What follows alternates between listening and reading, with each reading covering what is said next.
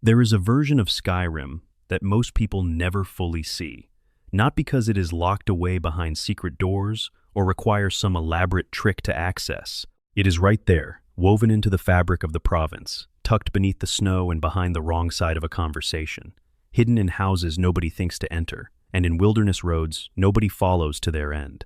It lives in journals, left beside cold fireplaces, and in the ghosts that only appear if you sleep in the right bed on the right night. It breathes in the quiet corners of cities that feel too busy to linger in, and in dungeons that have no quest marker pointing toward them at all. This is the Skyrim that rewards the wanderer, the one that opens up when you stop chasing the golden objective arrow and start asking what is actually going on in this world, in these streets, in this house that looks dark because nobody has been home in a very long time. Tonight, all of that is ours. We are going to move through 130 of these hidden and overlooked side quests together, slowly and carefully, the way the game itself wants you to move through them, not sprinting between markers, not clearing dungeons for efficiency, but breathing in each location, letting the journals speak, watching the characters, understanding what happened here before you arrived, and what the world is quietly asking you to do about it. Some of these quests will appear in your journal the moment you step into the right room. Some will only begin if you say the right thing to a stranger at an inn, or read a book left on a shelf in a place you had no particular reason to visit. Some have no journal entry at all. They simply exist, offering something to those patient enough to find them. Get comfortable, lower your shoulders, let your hands rest. Skyrim is waiting, and we have a long night ahead of us. Drop a comment right now and tell me where you are in the world and what time it is there. And if this kind of slow, story-driven content is what you come here for, please subscribe. It means more than you know, and it helps me keep making exactly this. Part 1. The Art of Being Overlooked. Before we start walking through specific quests, it helps to understand why so many of them exist in the first place, what Bethesda was trying to do by hiding stories in the corners of a world most players rush through. When the developers built Skyrim, they did something unusual for a game at that scale. They populated the world not just with enemies and loot, but with events. Things that happened before you arrived. Tragedies that finished playing out long before your boots hit the snow. Relationships that have been unraveling for years. Crimes that nobody witnessed. Dreams that will never be resolved unless someone comes along who is willing to stop and pay attention. The world of Skyrim is full of people who are living their lives and suffering through them, and almost none of those people will approach you unprompted. The lighthouse keeper whose family has been taken apart by something in the dark below his house will not flag you down on the road and ask for help. He is already dead. His journal is still there, waiting to be read. His wish, his final request, is written in that journal for anyone who ever comes looking. Most players never do. This principle runs through all 130 entries we are going to cover tonight. The game rewards the act of looking. It rewards curiosity. It rewards the player who says, "Wait, there is a burned house here and a child crying beside it, and I want to know what happened," even though the main quest marker is pointing somewhere else entirely. There is also a second thing to understand, which is that many of these quests are not just sideshows to the main story. They are the texture of the main story. They show you what Skyrim is really like at ground level, beneath the dragons and the Civil War and the prophecy. They show you a province full of ordinary people trying to survive extraordinary circumstances, and occasionally making terrible decisions in the process, and sometimes being beautiful in the ways they love each other and hold their grief. The forsworn woman in Markarth who weeps over a dead man. The old soldier in Falkreath who just wants to know his journal was read before he was buried. The lighthouse keeper who set bear traps in his own cellar because he thought the noises coming up through the floor were just rats. These are the stories of Skyrim that stay with you. Let us begin at the beginning, which in Skyrim means beginning in the cold, in the fog, in the places that feel most forgotten. Part 2. Morthal's Sorrows and the Ghost in the Ashes.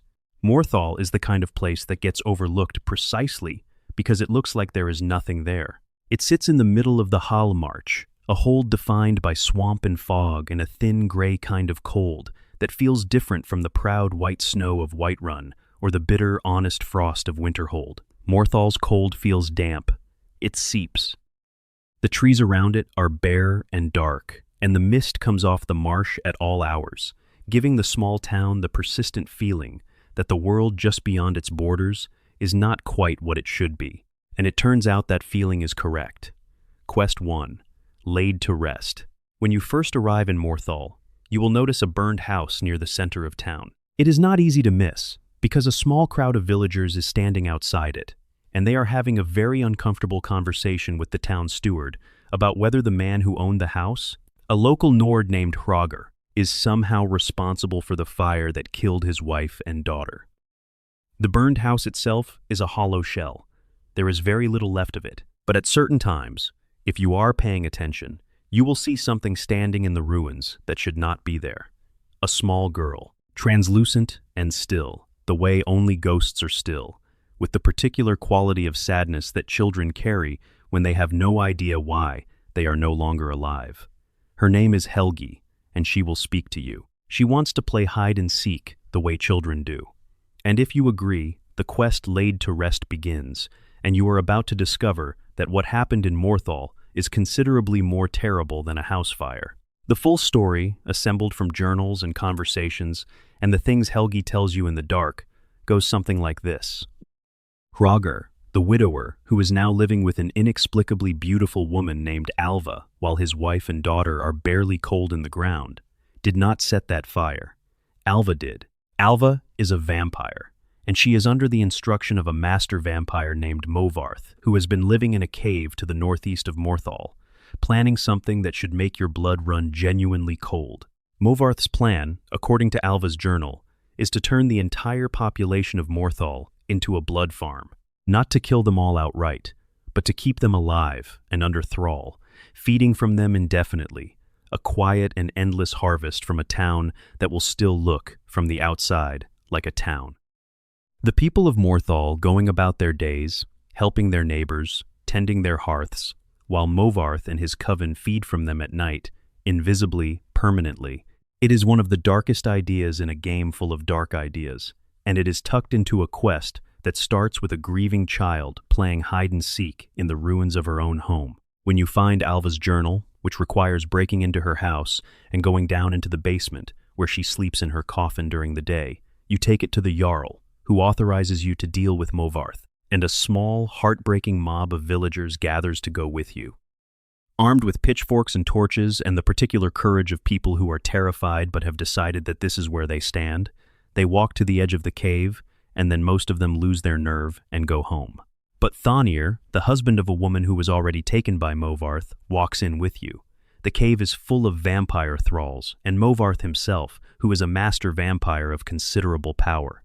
When it is over, and you come back out into the night air, Helgi's ghost appears one more time. Just briefly, just long enough to say goodbye. There is no elaborate reward for Laid to Rest. Some gold, and the path toward becoming Thane of Hjalmark, but that is not why it lingers. It lingers because of the way the child stands in the ashes of her house, and the way the town holds its fear so quietly, and the way a vampire's plan for a community is, in some ways, just an extreme version of exploitation that humans do to each other all the time. Quest 2. The Man Who Cried Wolf and the Wolf Queen Awakened. These two quests, which come in sequence, are connected to Solitude rather than Morthal, but they carry the same fog-thick energy of something old and terrible trying to claw its way back into the present.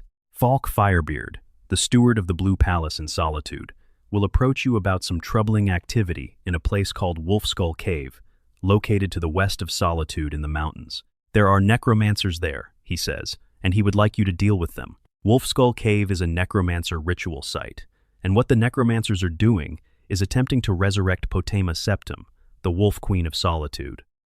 Potema was one of the most powerful and ruthless rulers in Tamrielic history, a necromancer herself, an empress who plunged the empire into decades of civil war through sheer ferocity of will and a complete indifference to the cost she was paying in other people's lives.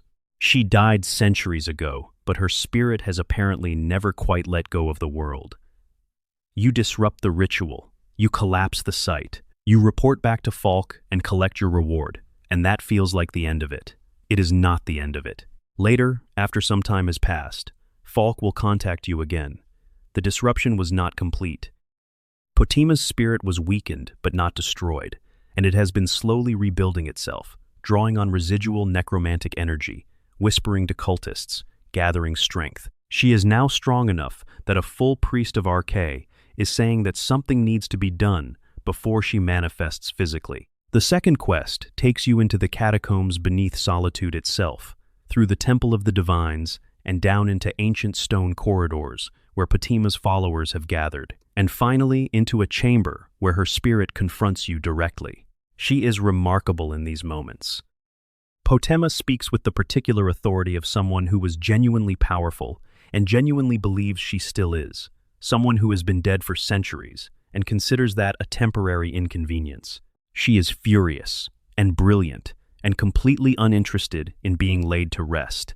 The reward at the end is Potima's skull, which the priest sanctifies and removes from play, ensuring she cannot come back again. Or at least, that is the intention. Given Skyrim's relationship with things staying properly dead, one can never be entirely certain. Quest 3, Benner's Challenge in Morthal. This one is much smaller and much quieter, but it belongs here because it is so easy to miss, and because it says something true about how people in Morthal relate to strangers. Benor is a warrior who lives in Morthal, and when you first speak to him, his attitude is one of comfortable dismissal. He does not think much of you. He will offer to fight you with his fists, right there in the middle of town, the local method of establishing whether a newcomer is worth respecting. If you beat him, something changes. He respects you now. He will become a follower if you ask him to. And there is something genuinely lovely about the straightforwardness of that social contract, about a world where you prove yourself not through titles or money or the accumulation of power, but by standing in the street and not backing down from the person who comes swinging at you. Morthal is full of these little moments, if you spend time there. The alchemist Lami, who dreams of reading a specific book about Falmer history, and will be genuinely moved if you bring it to her. The innkeeper Jana, who has clearly been fighting a losing battle against the dreariness of running an inn in one of Tamriel's most persistently gray towns, and will tell you about it if you buy her a drink. The healer Jorgen, who quietly mourns the fact that most people in Morthal would rather not need a healer at all than admit they have been in trouble. Quest 4. Investigate the burned house. Before Laid to Rest properly begins, there is a moment when you are standing outside Hroggur's burned house, and you can simply choose to step inside before triggering any of the quest's formal stages. And inside that ruin, in the dark and the ash, you can find things that tell you what life was like in that house before the fire.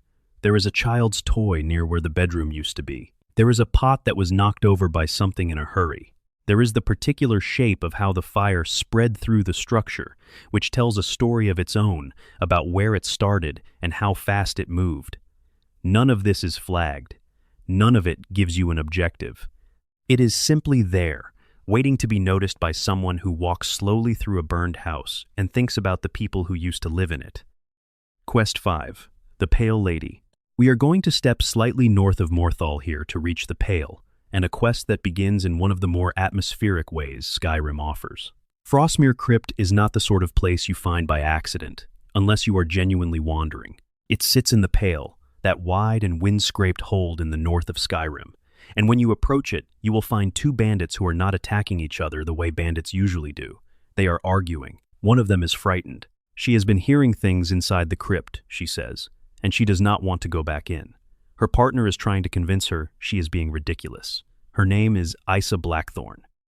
Her partner is Rajir, an anxious Khajiit who took something he should not have from inside the crypt and has been running ever since, because what he took is connected to something that does not want to let it go. The Pale Lady is an ancient spirit, and her story is one of the best examples of Skyrim using a dungeon not just as a space to fight through, but as a space with a history, a grief of its own. Inside Frostmere Crypt, in a place called Frostmere Depths, there is a ghostly glade, impossibly verdant and luminous in a cave beneath the frozen Pale, where the Pale Lady drifts among pale trees that should not exist underground. She guards the sword Rajir stole, the Pale Blade, and she will kill anyone who has it, relentlessly, with a focused rage that has the quality of someone defending something sacred. Rajir's notes, scattered through the dungeon, tell his side of the story. He was in over his head. He knew it almost immediately. The blade was beautiful, and he took it, and now something ancient and wrong is following him through the dark, and he does not know how to put it back.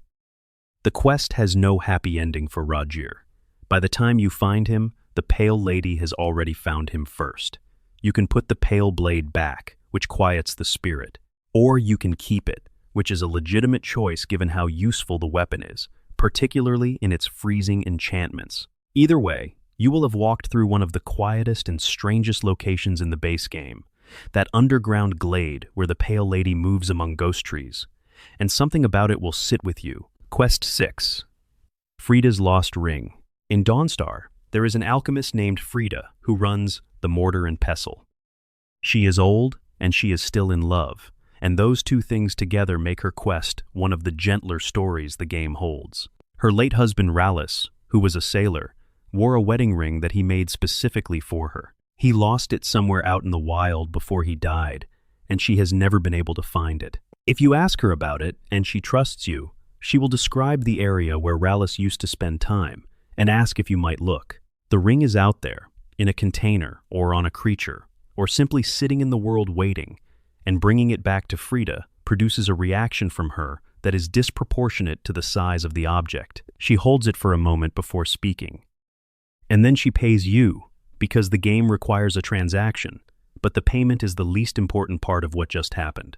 Part 3. The Pale in Dawnstar's Dark Dreams.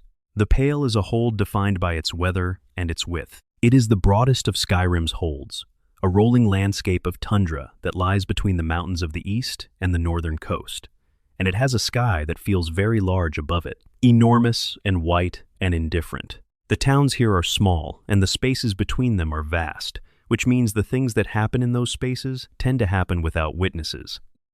Dawnstar itself sits at the northern edge of the Pale, overlooking the Sea of Ghosts, which is exactly as inviting as it sounds. It is a working town, built around its mine and its harbor, the kind of place where people have calloused hands and say what they mean and go to bed early, or they would go to bed early if they could sleep. Quest 7. Waking Nightmare. When you arrive in Dawnstar for the first time, you will notice something strange almost immediately. The people here are exhausted in a specific way, not the ordinary tiredness of hard work, but the hollow, red-eyed exhaustion of people who cannot sleep, who close their eyes and find something terrible waiting on the other side. Two miners outside the Windpeak Inn are talking about their nightmares, overlapping, finishing each other's sentences in the way people do when they have been sharing the same bad experience for a long time. And inside the inn, a priest of Mara named Erendur is sitting with them, listening, clearly worried about something he is not yet ready to say out loud. If you speak to Erendur, he will ask for your help. He knows what is causing the nightmares, and he knows where to find it. What he has not told the people of Dawnstar is that he knows because he was once part of it. The source of the nightmares is the Skull of Corruption, a Daedric artifact belonging to Vermina, the Prince of Dreams and Nightmares. It rests in Nightcaller Temple, a site on a promontory above Dawnstar, and it has been broadcasting its influence into the town like a signal that the sleeping mind cannot block out. Every night, the people of Dawnstar close their eyes and slide into whatever the skull decides to show them. Erendur was, in an earlier life, a priest of Vermina. His name was Casimir, and he served in Nightcaller Temple, and when the temple came under attack by a band of orcs, he did something he has spent years trying to come to terms with. He ran.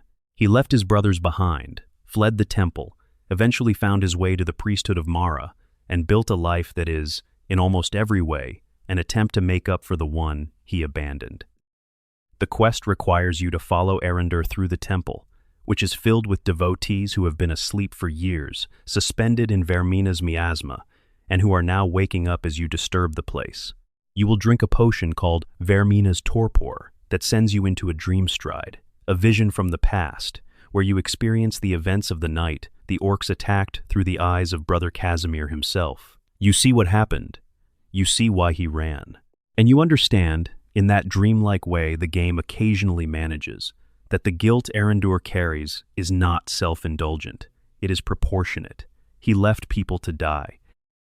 At the end of the quest, Erendur begins a ritual to destroy the skull, and then Vermina speaks directly to you, in that particular voice Daedric princes use when they want something, smooth and reasonable and designed to sound like the most sensible option available. She tells you that Arondir is deceiving you, that when the ritual is complete, he will turn on you and take the skull for himself. She suggests you kill him now and take it before he can. There is no way to know for certain, in that moment, whether she is telling the truth. Vermina is the prince of nightmares and deception, which is not a strong foundation for trust, and Arondir, for his part, does nothing to defend himself. He is concentrating on the ritual, and he is asking you, implicitly and by simply being who he is, to decide whether he is worth believing. If you wait, the skull is destroyed. The nightmares over Dawnstar dissolve, and Arondir turns to you with the expression of someone who has finally, after a very long time, finished something that needed finishing. If you kill him, you get the skull, which is a powerful staff that absorbs dreams from sleeping targets and then releases them as a burst of magical damage. It is a genuinely unusual weapon. But Dawnstar still has its nightmares, and Arondir is dead, and Vermina's voice does not call to thank you. Quest 8. The Pale Lady, continued. We touched on this in the last section, but the story of Rajir deserves more time, because his notes are one of the best pieces of environmental writing in the base game. Rajir was, by his own account, a reasonable man driven to unreasonable things by a combination of debt and bad judgment. He owed money to people who did not accept excuses, and Frostmere Crypt was supposed to be an easy score. He and the rest of Isa's crew were moving through it, clearing it for valuables, and then he found the pale blade in the deep chamber, on a pedestal in that impossible underground glade, and it was beautiful. He knew he should not take it. He writes about knowing he should not take it, but the blade was beautiful and valuable, and he owed money, and sometimes knowing something is wrong is not enough to stop you from doing it anyway. His subsequent notes, left at campsites and in corners of the dungeon, as he tried to find a way out that was not blocked by whatever was coming after him, have the quality of someone thinking very quickly under extreme pressure. He is trying to reason his way out. He considers putting the blade back. He considers how to put the blade back without getting caught. He considers whether there is any version of this that ends with him leaving alive. There is not a version that ends with him leaving alive. The Pale Lady finds him in a corridor not far from the entrance, and by the time you arrive, all that is left of Rajir is his final note, written with the handwriting of someone who has stopped trying to think clearly and is just writing what he knows while he still can. Quest 9. Pieces of the Past Mehrunes Razor. This Daedric quest is connected to Dawnstar and to the Mythic Dawn, the cult that served Mehrunes Dagon during the Oblivion Crisis, and it is one of the more lore-dense quests available in the Pale. A man named Silas Vesuvius runs a museum in Dawnstar called the Mythic Dawn Museum, which is exactly what it sounds like, a collection of artifacts, literature, and memorabilia from the Oblivion Crisis, maintained by someone who is deeply, perhaps unhealthily, fascinated with the cult that tried to destroy the world. He is not himself a cultist, or at least he does not think he is. He just finds them interesting. Silas wants to reassemble Mehrunes Razor, the Daedric dagger that belongs to Dagon, the Prince of Destruction. The dagger was broken into 3 pieces after the Oblivion Crisis as a precautionary measure, and those pieces were distributed to 3 different families who were charged with keeping them separate forever. Naturally, Silas wants you to go retrieve all 3 pieces. The 3 keepers of the fragments are not happy about this. One of them, a Dunmer woman named Gunzul, is now a bandit chief and will simply try to kill you. The second, a former Penitus Oculatus agent named Drascua, is a Hagraven's follower and equally hostile. The third is an Imperial named Jorgen, who will hand over his piece peacefully if you explain the situation to him, which is something. Once you bring all 3 pieces to Dawnstar, Mehrunes Dagon himself manifests at the shrine outside the city and speaks to you, asking whether you want to reforge the blade or hand Silas over to him. The Prince of Destruction is not interested in letting Silas live, and he will make that clear in the particular way Daedric princes communicate displeasure, which is the way someone communicates displeasure, when they are certain you cannot do anything about it. If you let Silas die, you get Mehrunes Razor, reforged and functional. Its special property is a small percentage chance on every hit to instantly kill the target, regardless of their remaining health. It does not trigger often. When it does trigger, it can kill a dragon in one hit. It can kill anything, theoretically, because the chance is not zero and the dagger does not discriminate. There is something genuinely unsettling about that, about carrying a knife that might just decide to end something absolutely on any given swing. If you protect Silas, Dagon sends 2 Dremora to kill you both instead. You receive nothing special, and Silas gets to live. He thanks you with the slightly dazed quality of someone who genuinely did not anticipate needing to be saved from the consequences of their own obsession. Quest 10. Kill the Bandit Leader, Pale Edition. This one sounds simple, and in execution, it is. But the version of this radiant quest that takes place in the Pale has a particular flavor because of the landscape it sends you through. The Pale's open tundra hides bandit camps in places that are easy to walk past, small arrangements of tents and stolen goods and fire pits that exist in the middle of enormous open nothing, visible for a great distance, because nothing around them is tall enough to obscure them. The camps here do not have the trapped quality of bandit strongholds in forested holds. They feel exposed. The bandits here feel cold. The people of Dawnstar who send you to these camps are the sort of people who have been quietly tolerating their roads being dangerous for too long, merchants and miners who just want to get from one place to another without losing something. When you come back, having dealt with the bandit leader, the gratitude in these conversations is always a little more specific than it would be in a larger, better defended city. In Dawnstar, everyone knows who got robbed and where, because everyone knows everything. Quest 11. Salty Sea Dogs. Captain Wayfinder in Dawnstar will occasionally ask you to help deal with pirates who have been targeting the local harbor. This is a miscellaneous quest that most people skip over, but there is a version of it that takes you out to a location on the Sea of Ghosts that you almost certainly have never visited otherwise. A frozen stretch of coast where the pirates have a camp that has been there so long, it has started to look like it belongs. The pirates themselves are unremarkable. The location is not. There is something about standing on the northern shore of the Sea of Ghosts, with the ice shifting on the water and the sun low and cold on the horizon, that feels like a reminder of how far north you are and how much colder the world gets from here if you keep walking in the same direction. Skyrim is enormous, and this corner of it does not let you forget that. Quest 12. Frida's Dungeon Delving. Connected to the earlier Frida quest about the wedding ring, there is a version of the Radiant quest system where Frida sends you into a dungeon to retrieve a specific alchemical ingredient she needs. This quest is procedurally assigned, which means the dungeon and the ingredient change, but the character giving it is always Frida, and spending any time with her means accumulating a sense of who she is. She is very good at her work. She has been doing it for a long time. She misses Rallis with a consistency that she does not dramatize. The way people who have been widowed for years do not dramatize it anymore. It is just a fact about her. She is the person who was also Rallis's wife. She does not need to perform the grief for it to be completely present. Part 4. The Frozen Coast and Winterhold's Buried Mysteries. Winterhold sits at the northeastern edge of Skyrim, at the point where the land runs out of reasons to continue and drops off into the Sea of Ghosts.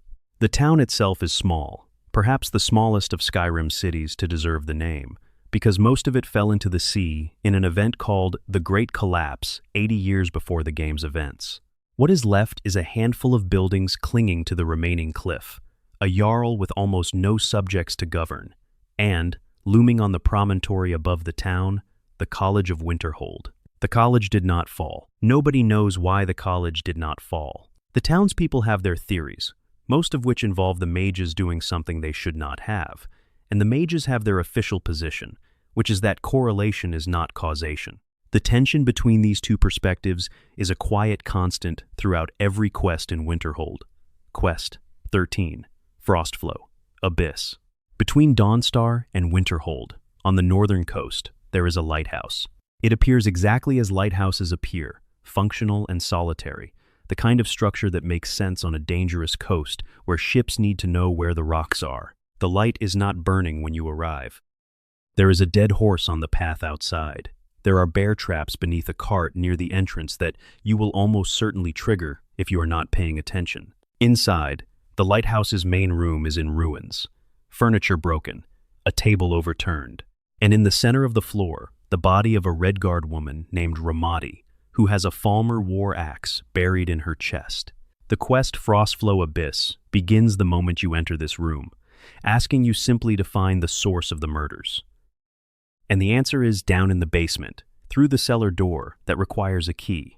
Ramati's daughter, Sudi, hid in a burial urn above the fireplace, and then deeper, through ice caves that open below the lighthouse, into something the lighthouse's original builders certainly did not know was there. The story, assembled from 4 journals and several letters scattered through the lighthouse and the caves below it, is this. Habd was a Redguard sailor who had spent his working life dreaming of owning a lighthouse. He found this one, saved for it for years, and when he finally had enough money, he and his wife Ramati and their grown children, Sudi and Mani, moved from Hammerfell. The children hated it. Habd and Ramati were in love with it. Ramati writes about the light on the water in the mornings, about the particular quiet of a place this far from other people, about feeling, for the first time in a long time, that she was exactly where she was supposed to be. The noises started shortly after they moved in, coming from the basement. At first, they assumed skeevers, the giant rats that infest Skyrim's older buildings. Habd went into town for traps. He was not gone long, and he came home to find Ramati dead. What was actually in the basement, connected by a system of ice tunnels that run beneath the lighthouse's foundation, was a Falmer colony. The Falmer had been there long before the lighthouse was built, in caverns that no builder had reason to check before constructing above them. They had been quiet for a long time. And then, the family moved in and began making noise above them, and the Falmer, territorial and sensitive to vibration and sound in the particular way of creatures who have lived in the dark for generations, came up through the floor. Habd, finding Ramati dead, understanding immediately what had happened, did what his children had not done. He went down. He set bear traps on the stairs. He armed himself. He went into the darkness to find Sudi and Mani, knowing by then that the odds were against him. His remains are inside the Chorus Reaper at the bottom of the caves, a fact the game presents with characteristic directness. The boss enemy drops a quest item called Habd's Remains. Whatever Habd was has been reduced to something you carry in your inventory, to the top of the lighthouse, to place in the brazier, to light the flame that he always intended to keep burning. The reward for Frostflow Abyss is a passive effect called Sailor's Repose, which makes healing spells 15% more effective. It is not a particularly powerful reward, but the moment when you light the brazier at the top of the lighthouse, when the flame finally comes on, and the light sweeps out over the sea of ghosts the way Habd always imagined it would, has a weight to it that most explicitly emotional video game moments never quite achieve. Because you did not save anyone, the family is gone, you just honored what they were. Quest 14, Forgotten Names. Under the College of Winterhold, accessible through a section of the college called the Midden, and then a further area called the Midden Dark, there is something waiting that the college officially does not acknowledge. In the Midden Dark, you will find a gauntlet attached to the wall, magical, clearly, inscribed with runes, holding a hand that is not quite human in its proportions. Near it are an investigator's key and an incident report, the kind of bureaucratic document that exists in organizations that need to demonstrate they handled something without actually dealing with it. The report describes an experiment that went wrong. 4 students attempted to summon a Daedric entity using a ritualistic process that involved binding their names to a gauntlet, and the summoning did not go the way they expected. The 4 students are gone. What is left is the gauntlet, which requires 4 rings, each bearing the name of one of the students, to be placed in the gauntlet's fingers.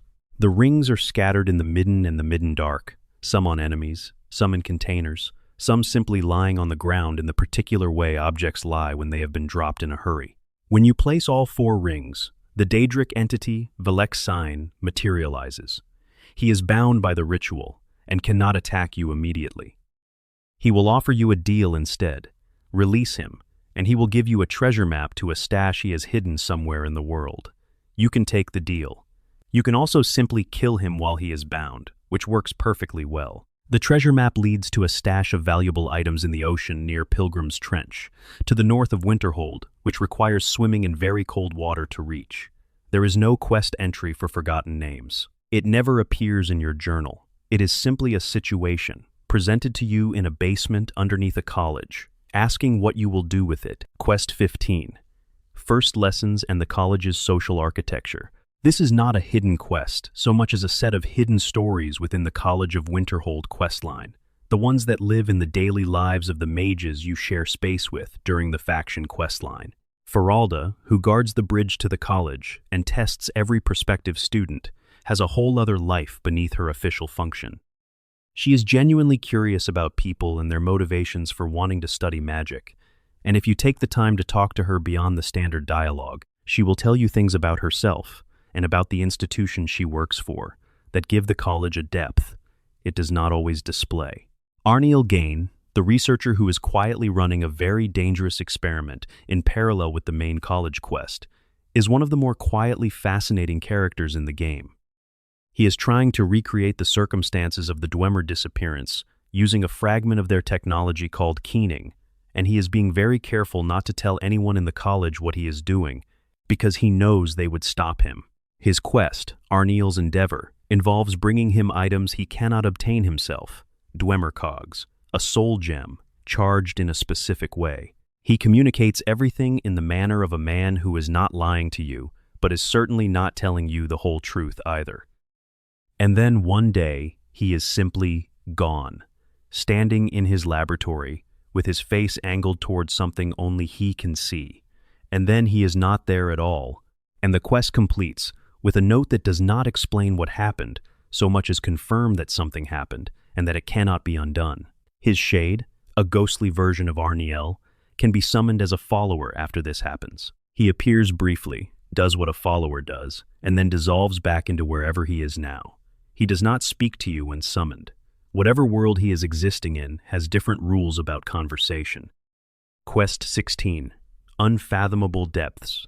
In Riften, which we will come to in more detail shortly, there is a Khajiit merchant who goes by the name of Werex, who will tell you about Avanchanzel, a Dwemer ruin to the south of the city. He has his own reasons for sending you there, connected to a lexicon device that the Dwemer left behind, and the quest that follows is unusual because it has no combat until near the end. Avanchanzel is being explored, in your vision of it, by the ghosts of 4 adventurers who preceded you. They appear and vanish around corners, having conversations that took place before you arrived, arguing about whether they should be there, debating the ethics of what they are doing, the way people in over their heads, have arguments that are really about something else entirely. You are witnessing the last hours of their expedition, fragments of it, and the fragments are not arranged in chronological order, which gives the whole dungeon the quality of waking up slowly and piecing a dream together. The reward for Unfathomable Depths is the Ancient Knowledge perk, which increases smithing skill permanently and provides bonus armor rating while wearing Dwemer equipment. But again, the reward is not the story. The story is the ghosts, the argument they were having, the thing they were trying to do, and why it cost them everything. Quest 17. The Bard's Leap. In the Reach, in a place called Bard's Leap Summit that is accessible by following a specific path above Deep Cleft, there is a ghost who has been waiting a very long time for someone to do something very specific. The summit overlooks a waterfall of considerable height, and if you jump off the summit into the pool at the bottom and survive, which the game allows, the ghost of a legendary Nord bard named Azadal appears and speaks to you with the satisfaction of someone who has been waiting for a worthy audience. He teaches you a speech skill increase as payment for what he considers appropriate recognition of the leap. Azadal himself, according to his own account, is here because he made this same leap to impress an audience and miscalculated. He did not survive. The jump itself is beautiful. Skyrim's geometry and lighting conspire to make it genuinely vertiginous, the water far below catching the light in the particular way mountain water does, the drop long enough that there is a moment of genuine suspension before the impact. Whether Azadal considers your survival an improvement on his ending, or just a reminder of it, he does not say. Part 5. Riften's Labyrinth of Schemes.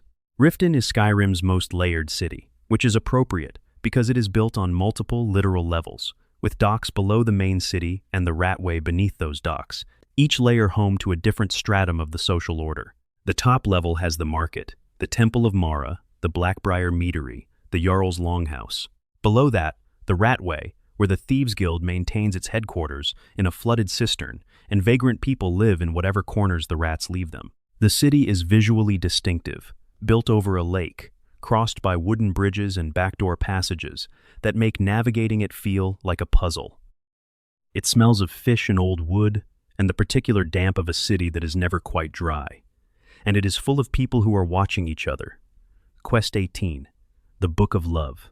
This is one of the most extensive and most easily overlooked of Skyrim's divine quests, assigned by a priestess named Dinya Balu at the Temple of Mara in Riften, and it asks you to go out into Skyrim and help love along in 3 specific situations that are all, in different ways, stuck. The first takes you to Ivarstead, the small village at the base of the 7,000 steps, where a ghost named Ruki is searching for her dead lover Fenrig and cannot rest until she finds him. Fenrig's ghost is nearby, also searching for her, both of them wandering in the dark of Shroud Hearth Barrow's exterior, each unaware that the other is right there. What you do is put them in the same place at the same time, which sounds simple and is simple, but the moment when the 2 ghosts find each other and recognize each other and are finally able to rest together has a quality of earned peace that is rare in a game that mostly resolves things with violence.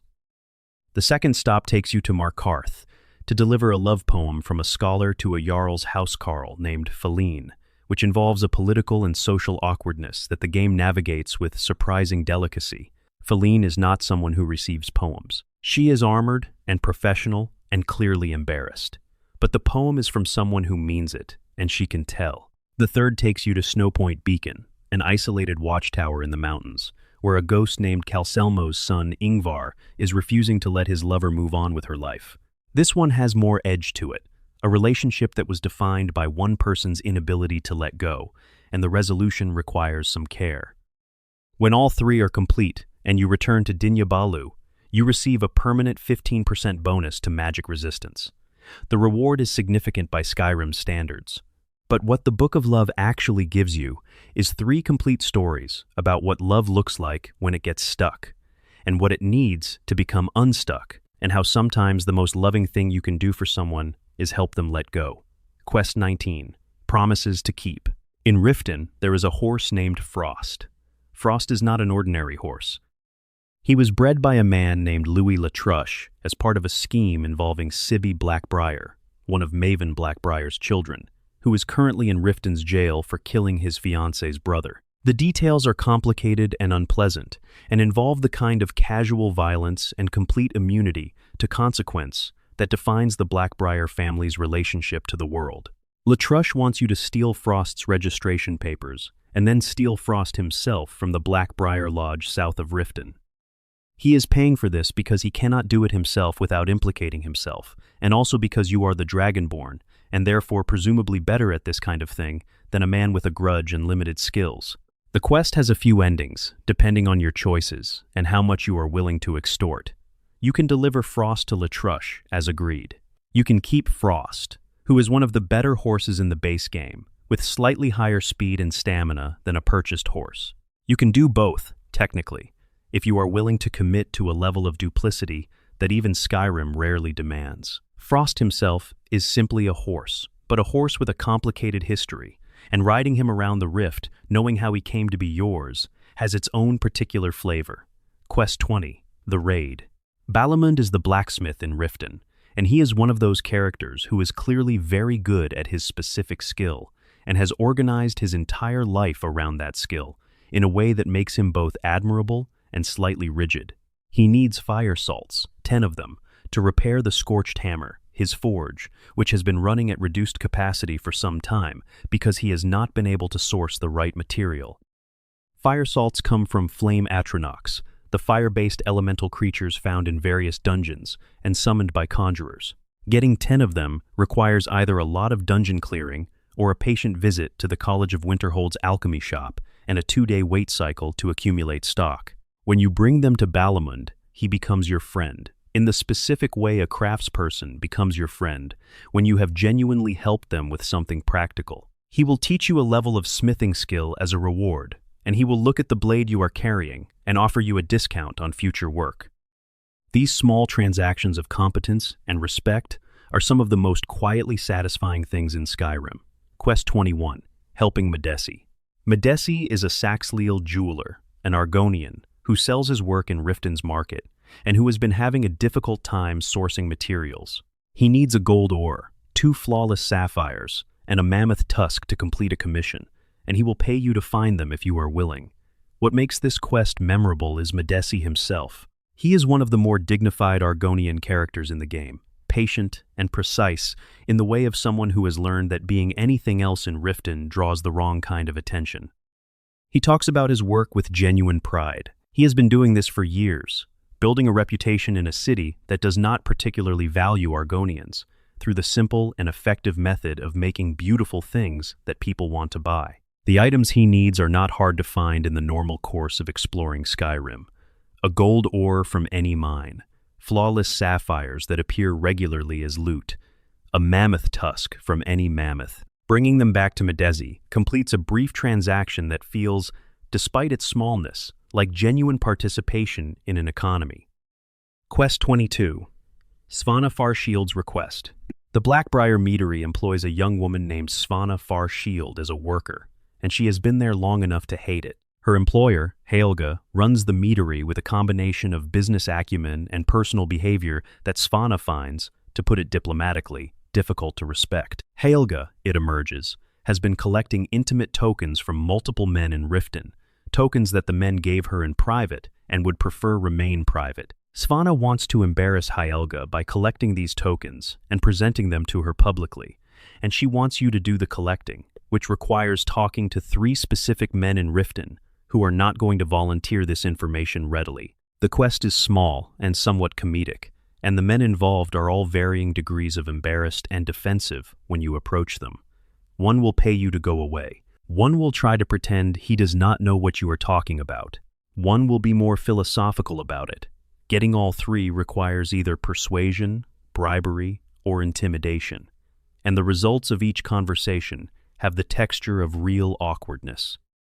Helga, when confronted, caves immediately, which says something about the difference between private confidence and public exposure. Svanna is satisfied. The quest completes. Nothing in Riften has materially changed, but Svanna, for one afternoon, got exactly what she wanted. Quest 23, Helping Wujita.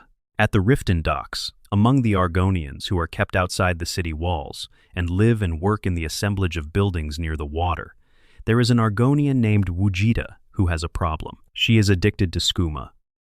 Skooma is the drug of Skyrim, derived from moon sugar, processed into a syrupy liquid that produces intense short-term euphoria and long-term catastrophic dependence. The way Wujita experiences her addiction is quiet and specific, not dramatic, just a person who cannot get through the day without something that is destroying her, and who knows it, and has not been able to stop anyway. She will ask you for a health potion, which is easy enough to provide.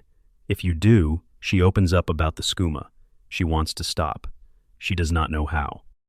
She asks if you can find where the supply is coming from, so that option can be removed from her life, since she does not trust herself to refuse it as long as it is available. The supply chain, it turns out, runs through the Thieves Guild in a complicated way, which means resolving it completely is harder than it sounds.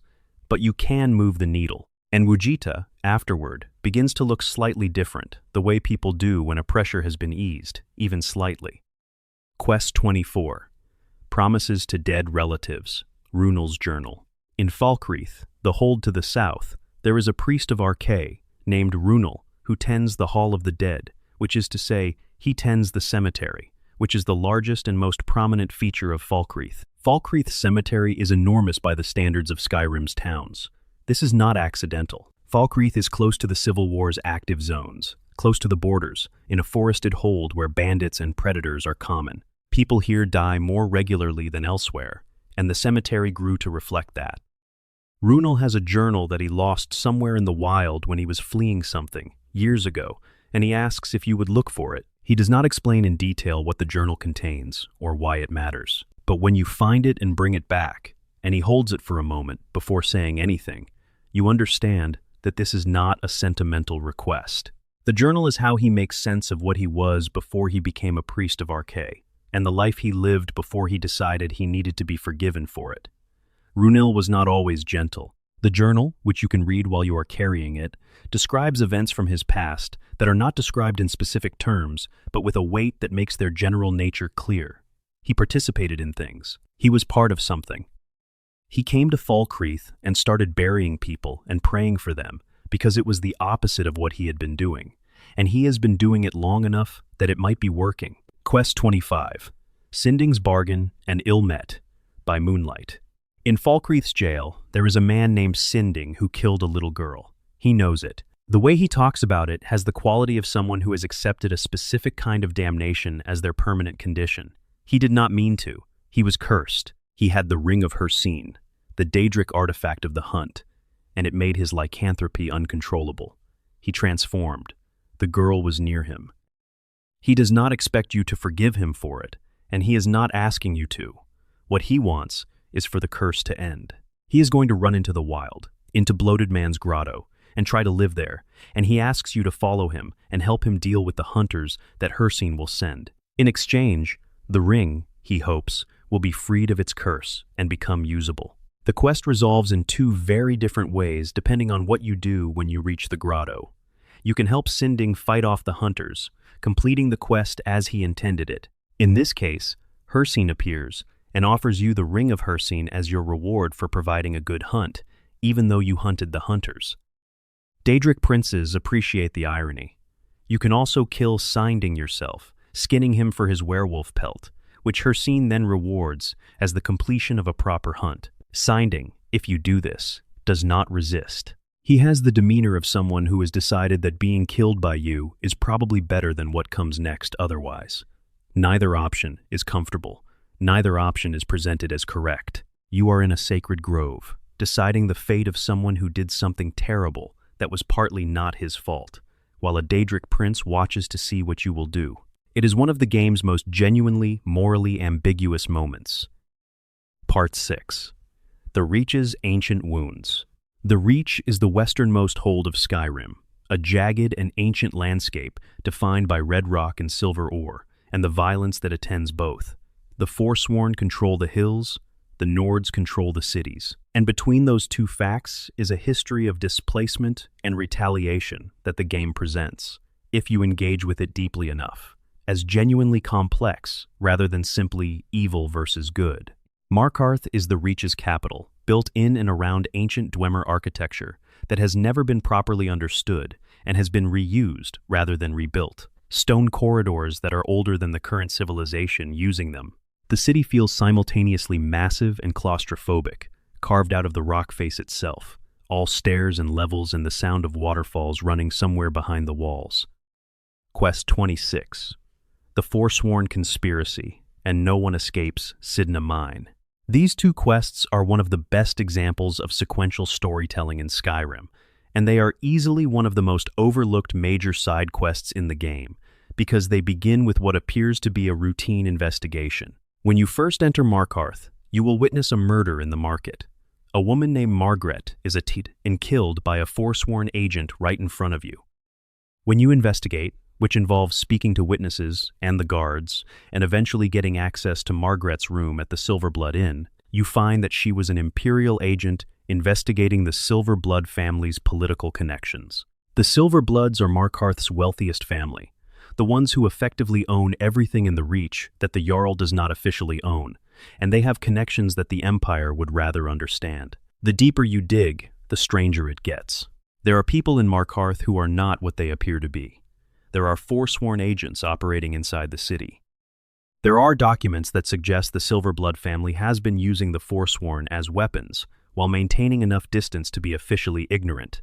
And the city guards, who work for the Silverbloods, become increasingly interested in making sure your investigation ends. Eventually, if you pursue this far enough, you will be framed for something you did not do and thrown into Sidna Mine, the old Dwemer mine beneath Markarth that now serves as the city's prison. The prisoners are the labor force. There is no due process. You go in and you work until the Silverbloods decide you have worked enough or you find another way out. Tidna Mine is where the Forsworn leader Madanach is imprisoned, deep in the mine, maintaining the ideological coherence of a revolution from underground by sheer force of will and the particular authority of someone who has been suffering and has not stopped believing. He is compelling and difficult, and the game does not simplify him. He ordered the murder of civilians during the Forsworn uprising. He also represents a people who had their homeland taken from them by a combination of conquest and betrayal. Both of those things are true simultaneously. The second quest asks you to make a choice about what you believe is just. Madanach will help you escape if you help him, and helping him means facilitating the escape of an imprisoned revolutionary whose followers have killed a lot of people. The path out runs through the ancient parts of the mine that connect to a Dwemer ruin, through underground passages that emerge in the Markarth graveyard, and the Forsworn prisoners will follow you through all of it, fighting alongside you, and then scatter into the Reach. Alternatively, you can kill Madanach for the Silverbloods and receive a valuable ring and the official gratitude of people who are, by almost any measure, worse than him in terms of what they have done to the Reach's original inhabitants. The game makes this choice neither easy nor consequence-free. Quest 27, The House of Horrors. Molag Bal, the Daedric prince of domination and enslavement, has a presence in Markarth in the form of an abandoned house on the city's upper levels. From the outside, it is just an empty building, and a priest of Boethia named Logrolf the Willful has been investigating it. When you enter, the house locks behind you both. A voice speaks from a rusty altar, and you understand immediately that you have made a mistake. The quest requires you to find Logrolf, who has been captured and taken to Broken Tower Redoubt, a Forsworn camp in the Reach. Freeing him and bringing him back to the house leads to the quest's deeply uncomfortable conclusion, in which Molag Bal asks you to beat Logrolf with a mace until he submits. The language and staging of this are deliberate and considered. Molag Bal is the Prince of Domination, and he wants you to participate in an act of domination. The reward, Molag Bal's mace, is a powerful weapon that reduces the target's stamina and magicka. Whether you want it badly enough to do what is asked for, it is a question the game asks without editorializing. Quest 28, The Affairs of Hagravens. Blind Cliff Cave, in the Reach, is home to a Hagraven named Melka, who is being held prisoner by a more powerful Hagraven named Petra. This is unusual, because Hagravens are not typically the kind of creature you find asking for help, and the dynamic between the two is stranger the more you think about it. Two ancient and terrible entities in a property dispute conducted through captured prisoners and magical binding. Melka will ask you to free her, and then to kill Petra, in exchange for teaching you a word of power. She is not particularly grateful in the way a person would be grateful. She has the gratitude of a creature who has been inconvenienced, and is expressing thanks for the inconvenience being resolved. But the cave itself is interesting, full of alchemical equipment, and the particular detritus of a place where things have been happening for a very long time.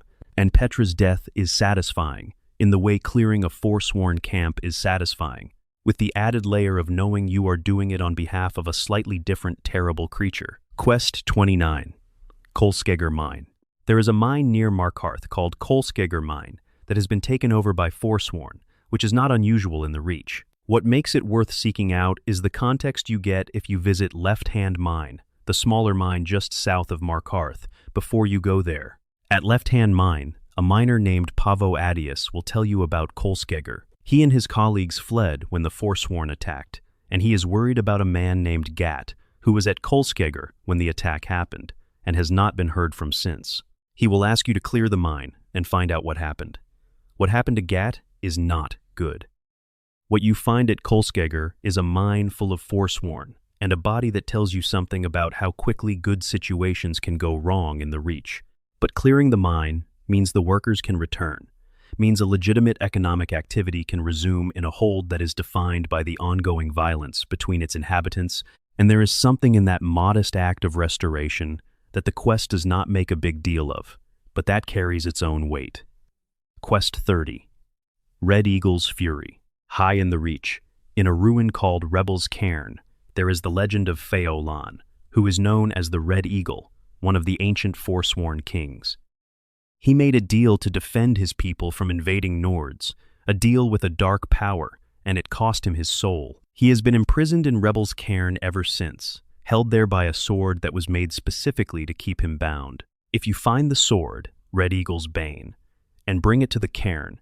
You can free Red Eagle from his imprisonment and then immediately fight him, because freedom for a forsworn king who has been imprisoned for centuries and is filled with the particular fury of someone who made a terrible deal and lost everything does not translate to gratitude. It translates to violence.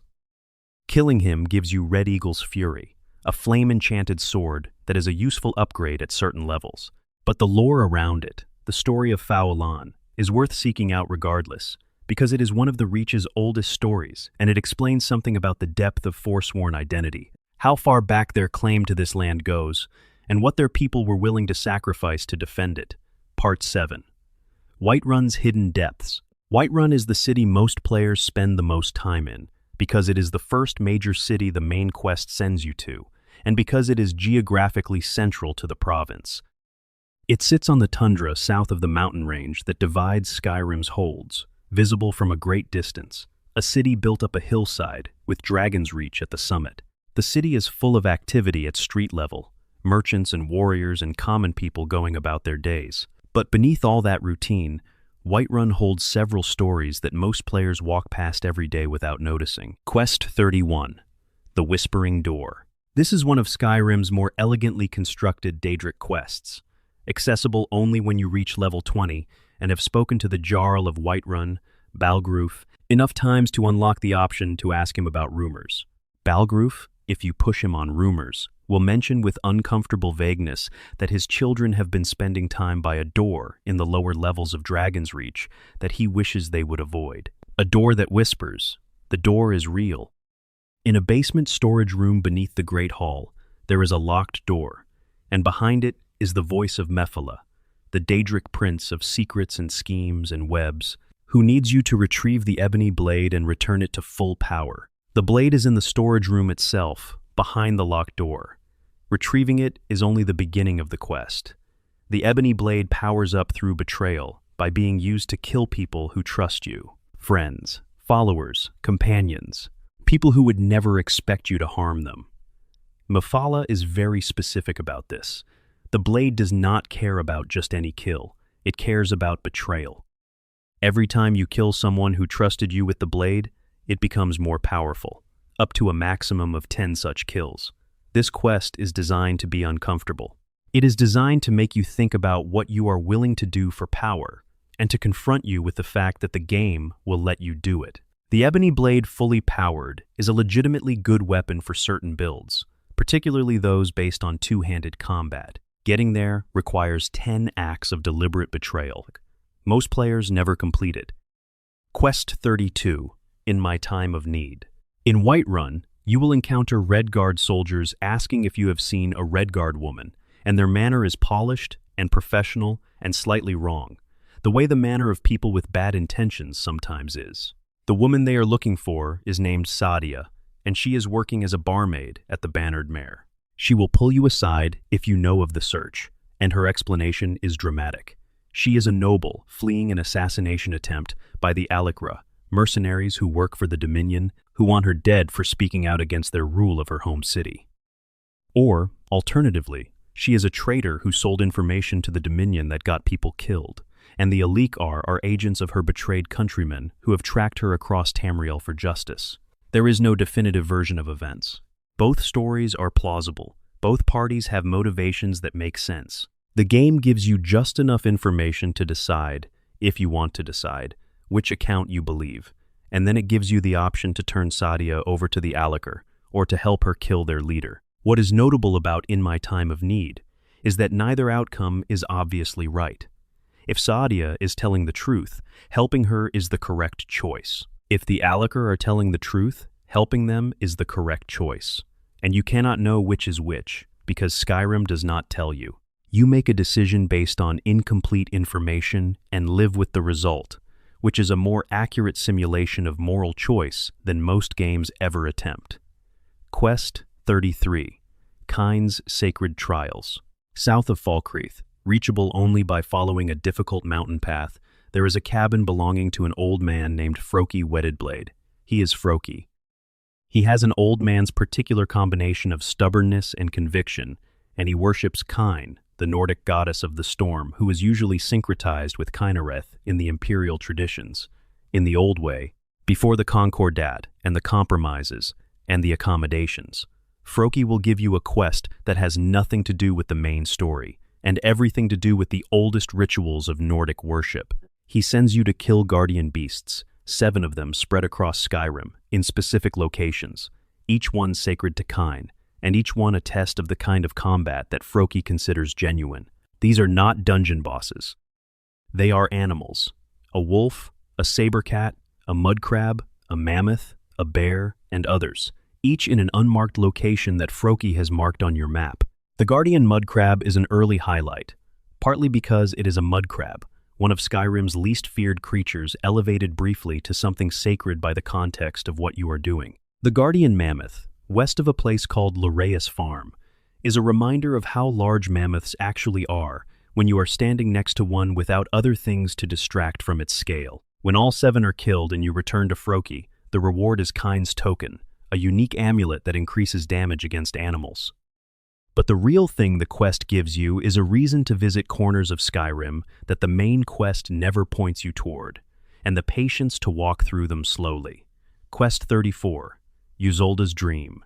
Ysolda is a merchant in Whiterun who is working toward the goal of running her own trading business, and she needs a mammoth tusk to complete an arrangement she has with a Khajiit caravan leader who has offered to teach her the trade in exchange for proof that she can source rare goods.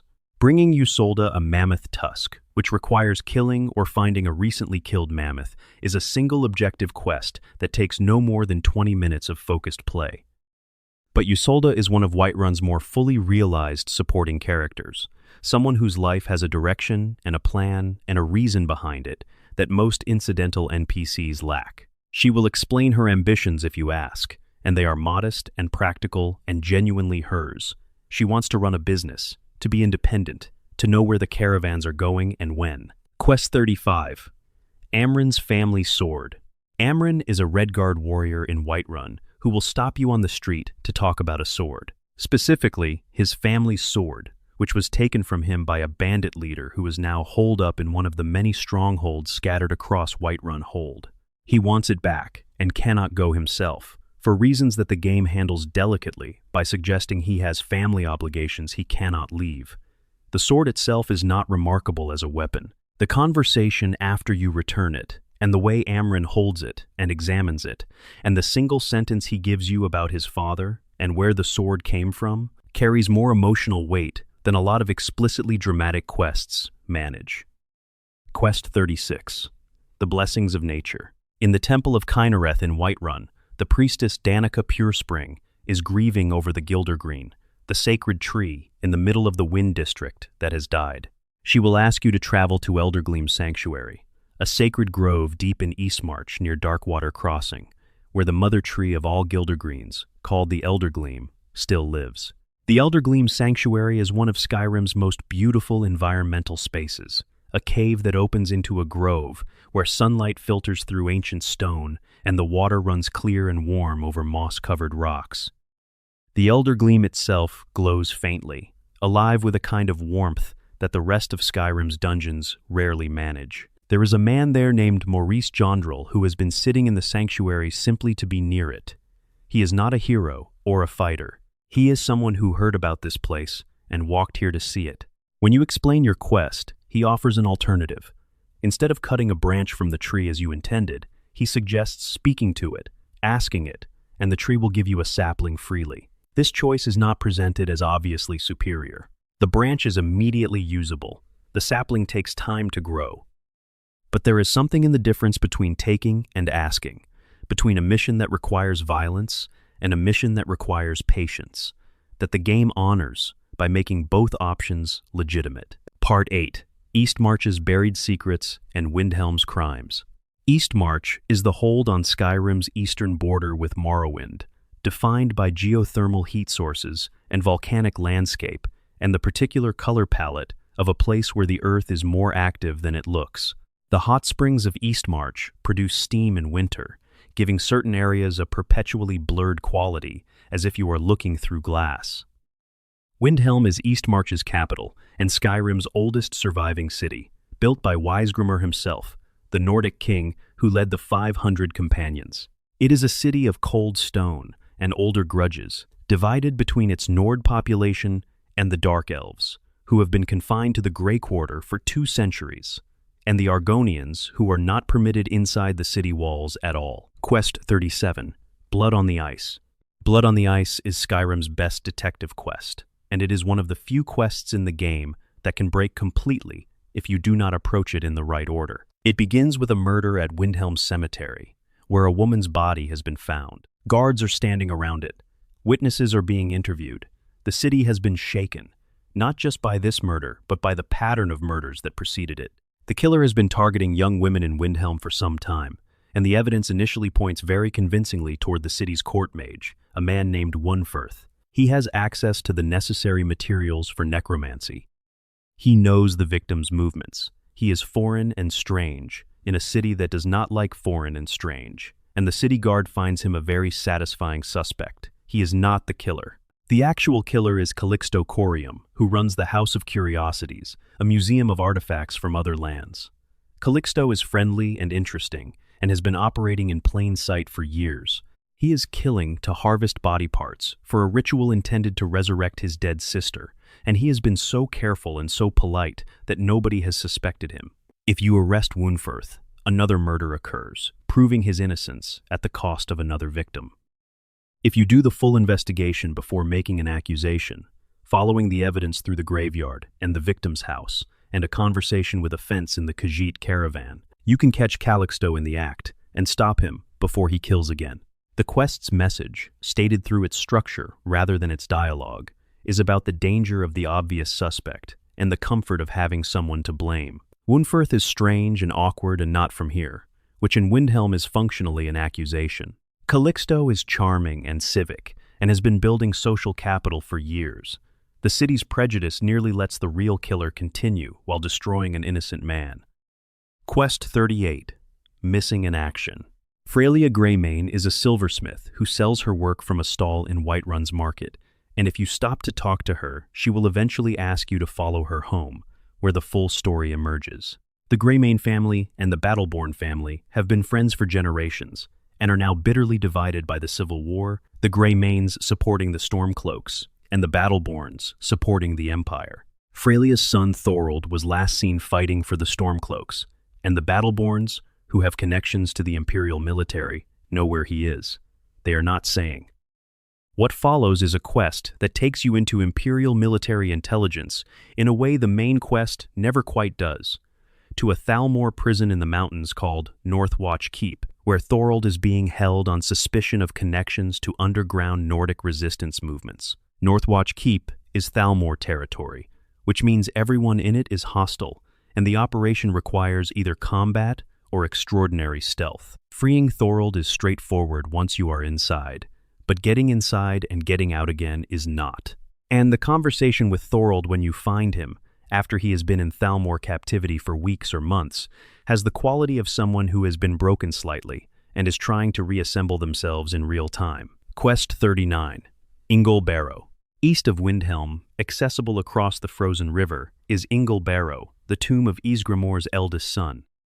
Ingol and his crew were lost at sea during the 500 companions' voyage south from Atmora, drowned in a storm that Nords later called the Night of Tears, and his body was brought to Skyrim eventually, and interred with appropriate ceremony. There is no quest that sends you here. Ingol Barrow simply exists on the map, unmarked in the sense that it is not part of any active quest objective, and it rewards exploration with a genuinely interesting dungeon full of the ghost of Ingol and his drowned crewmen, all hostile, all moving with the particular quality of creatures that should not be present in the material world. The reward at the end is the Helm of Ingol, a unique piece of headgear with frost resistance enchantment. But the reward is secondary to the experience of walking through the tomb of Ysgramor's son, reading the inscriptions, and standing in a dungeon that is old even by Skyrim standards. Quest 40, Shavi's Amulet. On Windhelm's docks, among the Argonians who live in the assemblage, because they are not permitted inside the city, there is a woman named Shavi who has lost her amulet. It was stolen at some point during her work on the docks, and she has no way of getting it back herself. What is notable about Xavi is not the quest, which is a standard dungeon delving retrieval. It is the way she talks about living outside the city walls. She is not angry, or not primarily angry. She is practical. The situation is what it is, and she is getting on with things inside it, making her life in the assemblage with the particular resilience of someone who has decided that being bitter about injustice is a full-time job she cannot afford. She mentions, if you speak to her after the quest, that the amulet belonged to her mother. She is wearing it again, and she looks slightly different for it. Quest 41. Dungeon Delving for Raji Knotbeard. Raji Knotbeard is a miner at Steamscorch Mine near Kinesgrove, and he will ask you to find an ancestral shield that was taken from his family generations ago and ended up in a dungeon somewhere in Eastmarch. Raji himself is in a financial state that the game does not belabor, but that is readable in his worn equipment and the way he explains his situation. Carefully, like someone who is used to asking for things he cannot afford to pay for and being turned down. The shield is not valuable as an item, but returning it to Raji, watching him handle it with the combination of pride and relief of someone recovering something lost, is one of the quietly moving interactions the game manages so well at the margins of its main stories. Part 9. The Open Road Wilderness Encounters and Unmarked Discoveries. Some of Skyrim's best hidden content exists completely outside the questline system. No journal entry, no map marker, just the world, behaving like a world, with things in it that happened before you arrived and that you can choose to engage with or walk past. These encounters, many of them, are what people describe when they talk about Skyrim feeling alive. Not the big moments, but the small ones. The things you find at the end of a road you followed just to see where it went.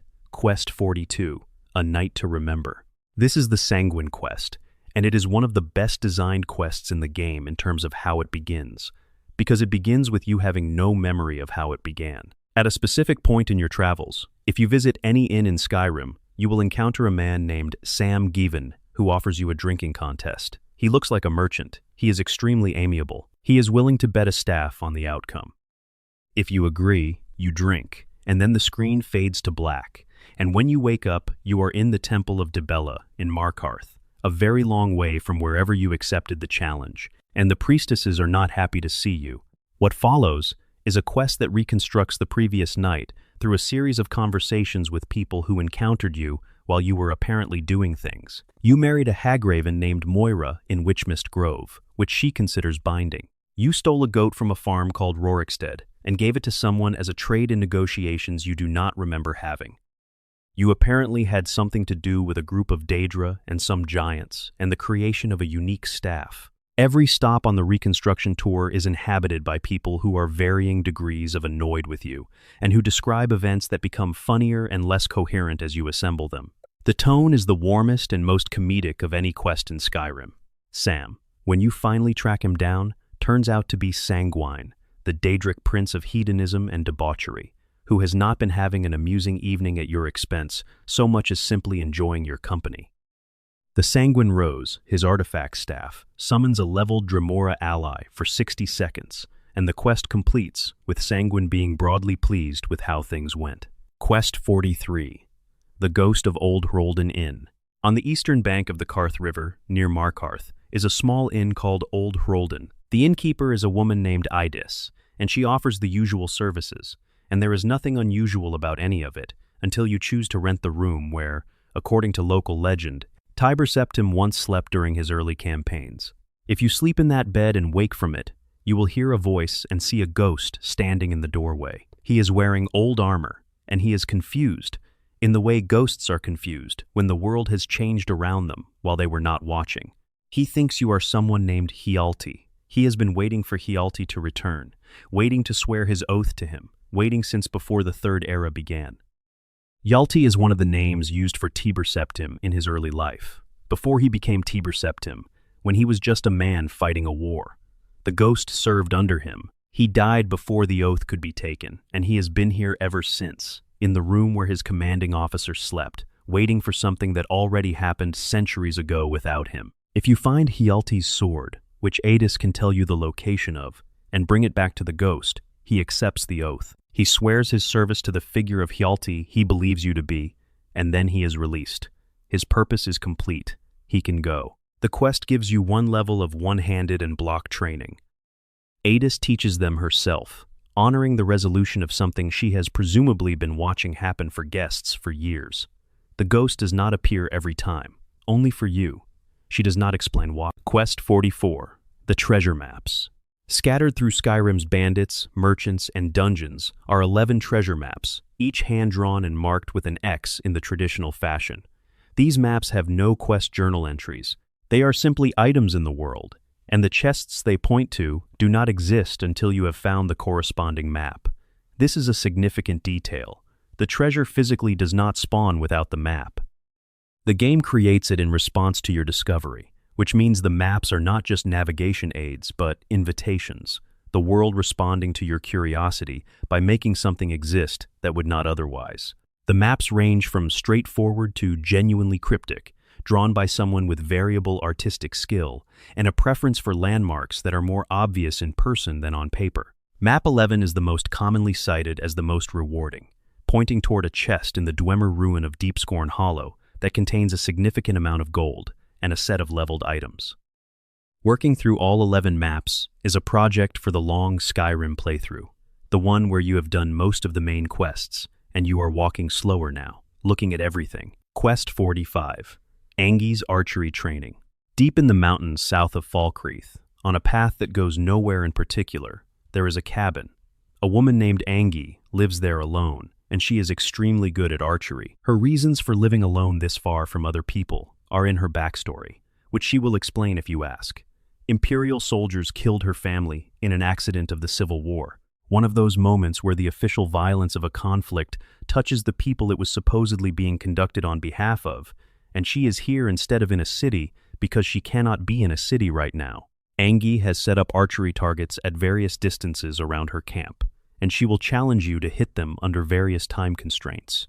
The tests progress in difficulty. Hit 3 close targets, hit them within 8 seconds, hit the far target, hit 4 targets in 4 seconds. She gives you practice arrows and coaches you through the failures. If you complete all 4 tests, she gives you her bow, Angi's bow, which is not powerful but is meaningful in the context of where it came from. Angi can also be hired as an archery trainer. She will train you up to level 75 archery for free, which is one of the better deals in the game if you find her early. In return for your time at her camp, she has company. She does not say this outright, but the quality of her conversation changes over the course of the training, becoming slightly more present, slightly less like a person who has been alone for too long. Quest 46. The Headless Horseman's Route. At certain hours of the night, a headless ghost appears on the roads of Skyrim and rides without speaking or reacting to your presence toward a specific destination. The Headless Horseman is one of the game's most purely atmospheric elements, requiring nothing from you, contributing nothing to any quest journal, existing only to make the roads at night feel more genuinely supernatural. Following him, which takes patience and a horse of your own, or a lot of running, leads to Hamvir's Rest, a burial site in Whiterun Hold, where Draugr guard ancient graves. The horseman circles the site a few times and then dissipates, or simply stops being there. He does not interact with the Draugr. He does not acknowledge you. He has been riding this road for longer than anyone can account for, and he will continue riding it after you have gone. The Elder Scrolls Wiki lists him as a completely unnamed NPC, with no dialogue, no quest association, no reward, and no lore explanation. He simply exists. That is, in a specific way, the point. Quest 47. The Merchant Road Murder. Southeast of Dragonbridge, on the main road, there is a crime scene. A married couple and their horse have been killed. The bodies are arranged in a specific way that, if you examine them carefully, suggests they were not killed by random bandits. They were targeted. There is no quest journal entry for this. It never registers as a quest, but the clues are there. Items on the couple's bodies. A specific trail of evidence that points to a nearby location where their killers are camped, and beyond that to a second location where the motive becomes clear. The couple were merchants. They were carrying something valuable enough that someone planned this carefully. Working through the crime scene and following the evidence to its conclusion is entirely optional, requires no guide assistance if you are paying attention, and results in a fight that has the particular satisfaction of consequence. Not revenge exactly, but the closing of a story that was open and unfinished when you arrived. Quest 48. Finding the Lost Khajiit. Karjo is a guard traveling with one of the Khajiit caravans, that circuit between Dawnstar and Riften, and if you help him with his personal quest, he becomes available as a follower. His quest involves the Amulet of the Moon, a family heirloom that was stolen from him. The amulet was taken when a bandit raid hit his caravan, and it is now in a dungeon with the bandits who took it. The quest is simple retrieval, the kind that appears 100 times in the game. What distinguishes it is Karjo's manner. Even-tempered, professional, the way a guard who has been doing this work for a long time develops a calm that is also a kind of distance. When you return the amulet, the distance closes briefly, and you see that it mattered. Quest 49. The Cursed Ring of Hircine and Falkreath's Werewolf. We touched on Sinding earlier, but the prelude to Ill Met by Moonlight is worth its own space. When you first arrive in Falkreath, there is a murder in recent memory. A girl was killed by a werewolf, and the werewolf is in the jail. The crime is horrific in a specific and small-scale way, not the large-scale horror of war or disaster, but the personal, focused horror of a child who died in a forest. The Jarl of Falkreath will mention it if you ask about recent events. The guards will mention it. The girl's father, a man named Mathies, tends the cemetery where his daughter Lavinia is buried, and the way he does it, steadily and without drama, says everything about what has happened to him since her death. He is not performing grief. He is inhabiting it. It has become part of the structure of his days.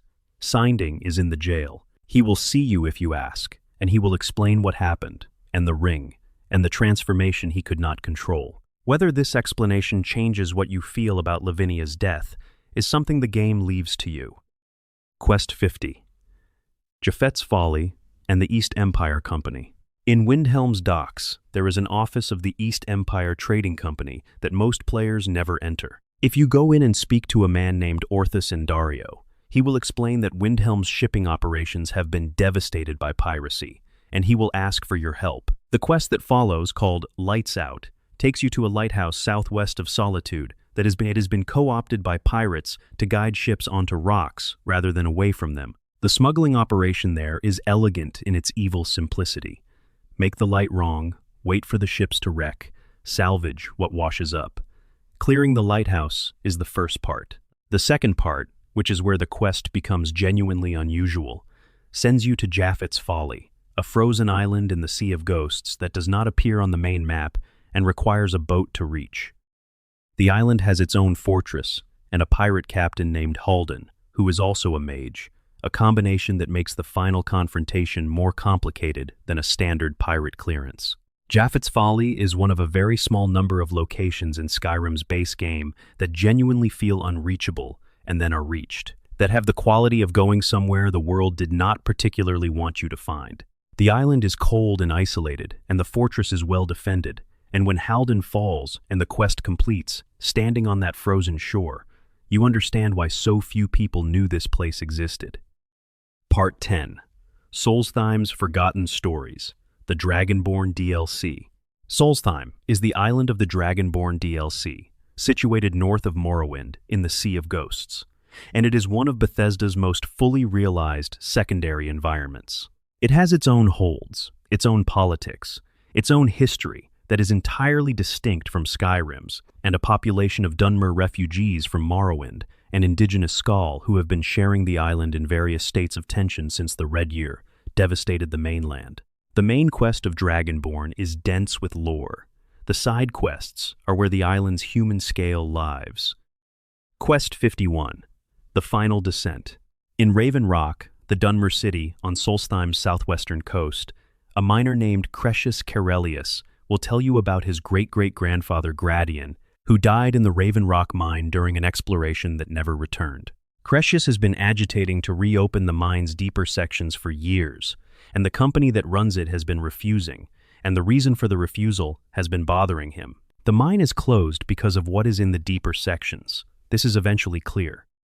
What is in the deeper sections is connected to the island's history, in a way that reaches back to the ancient Nordic culture that preceded even the Dunmer occupation. A culture that left things behind in the dark that it probably should have destroyed. Gratian's journal, found in the depths, is one of the DLC's most quietly affecting pieces of writing. A man recording what he found, as it became clear he was not going to make it out to tell anyone.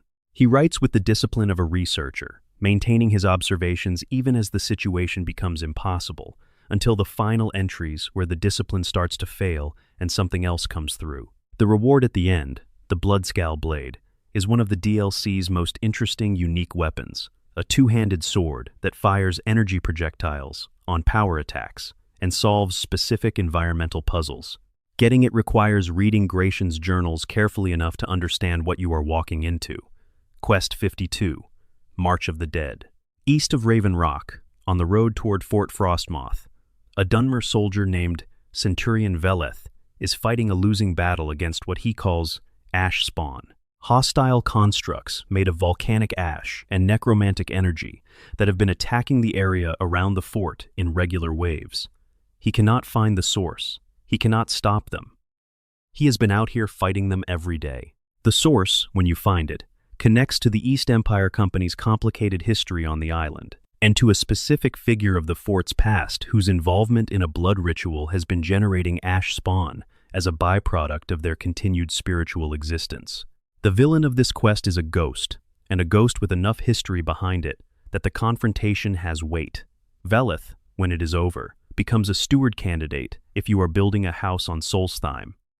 He is quietly grateful in the specific way of soldiers who have been asking for help for a long time and have adjusted their expectations downward to the point where help, when it arrives, is almost surprising. Quest 53, Served Cold. This is one of the DLC's best quests and one of the most effectively designed murder mysteries in the game. A counselor named Morvain is in danger. Someone, or multiple someones, is planning his assassination. Adril Arano, his second, suspects a specific family but cannot prove it. What you are doing is classic investigation work, finding evidence, interviewing people, not being fooled by the first obvious answer. The Yulin family, a House Halalu clan from the mainland, has been slowly positioning assets in Raven Rock for years, working toward this moment. The plan is layered and patient in the way of a family that has been nursing a grudge across several political regimes and has had time to be thorough. Finding and dismantling the assassination plot before it succeeds requires getting into places you are not invited, reading documents that are not meant for you, and recognizing the point where the person who looks like they are helping you is actually managing you. Morvain's survival, if you succeed, changes Raven Rock's political environment. He is a good counselor by the island's standards, the kind of official whose continued presence in office means something for the people he governs. The fact that his opponents are not simply evil, but are motivated by a family tragedy with historical roots, gives the quest a moral complexity it might not have had with a simpler villain. Quest 54, Filial Bonds.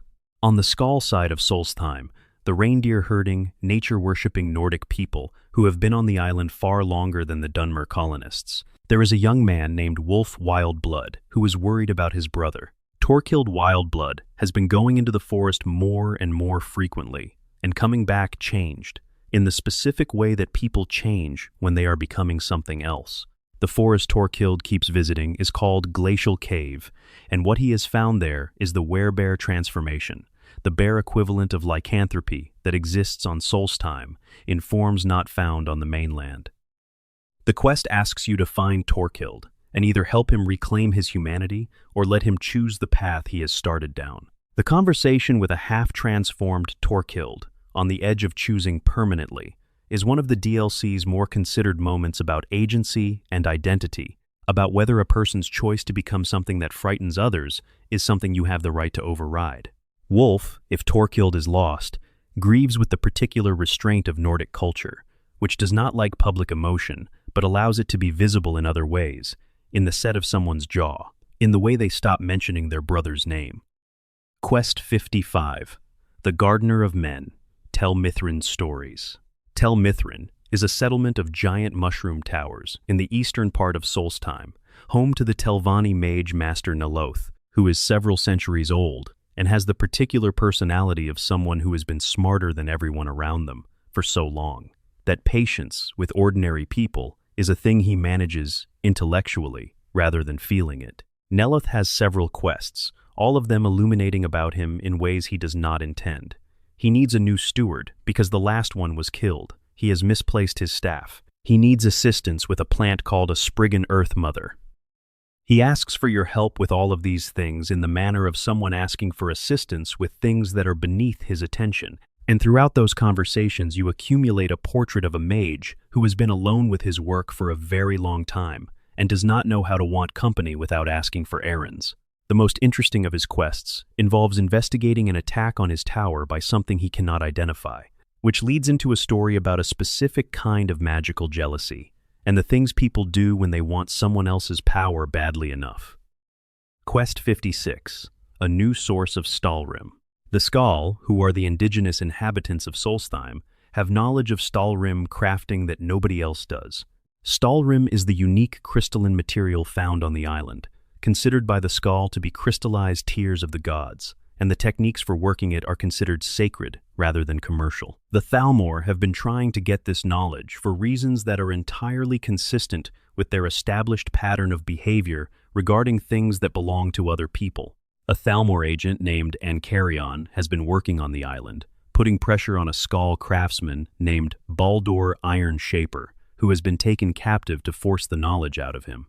Rescuing Baldur and returning him to the village requires finding Ankarion's camp and clearing it, after which Baldur, freed, will teach you Stalrim, smithing himself. The act of earning the knowledge through respect rather than extraction is the counterpoint the quest is making to what the Thalmor were trying to do. The same information, offered willingly, received willingly, carries a different weight than the same information taken by force. Part 11. Solstheim's Quieter Corners, and the DLC's Hidden Moments. Quest 57, Lost Legacy. On Solstheim, there is a scholar named Tharsten who has been researching Nordic ruin sites and is specifically interested in the ruin of Valok's tomb, which he believes contains the burial site of a dragon priest contemporary with the events of the Dragon War. Valok's story, assembled from Tharstan's research and the ruin itself, is one of the more interesting entries in the dragon priest mythology.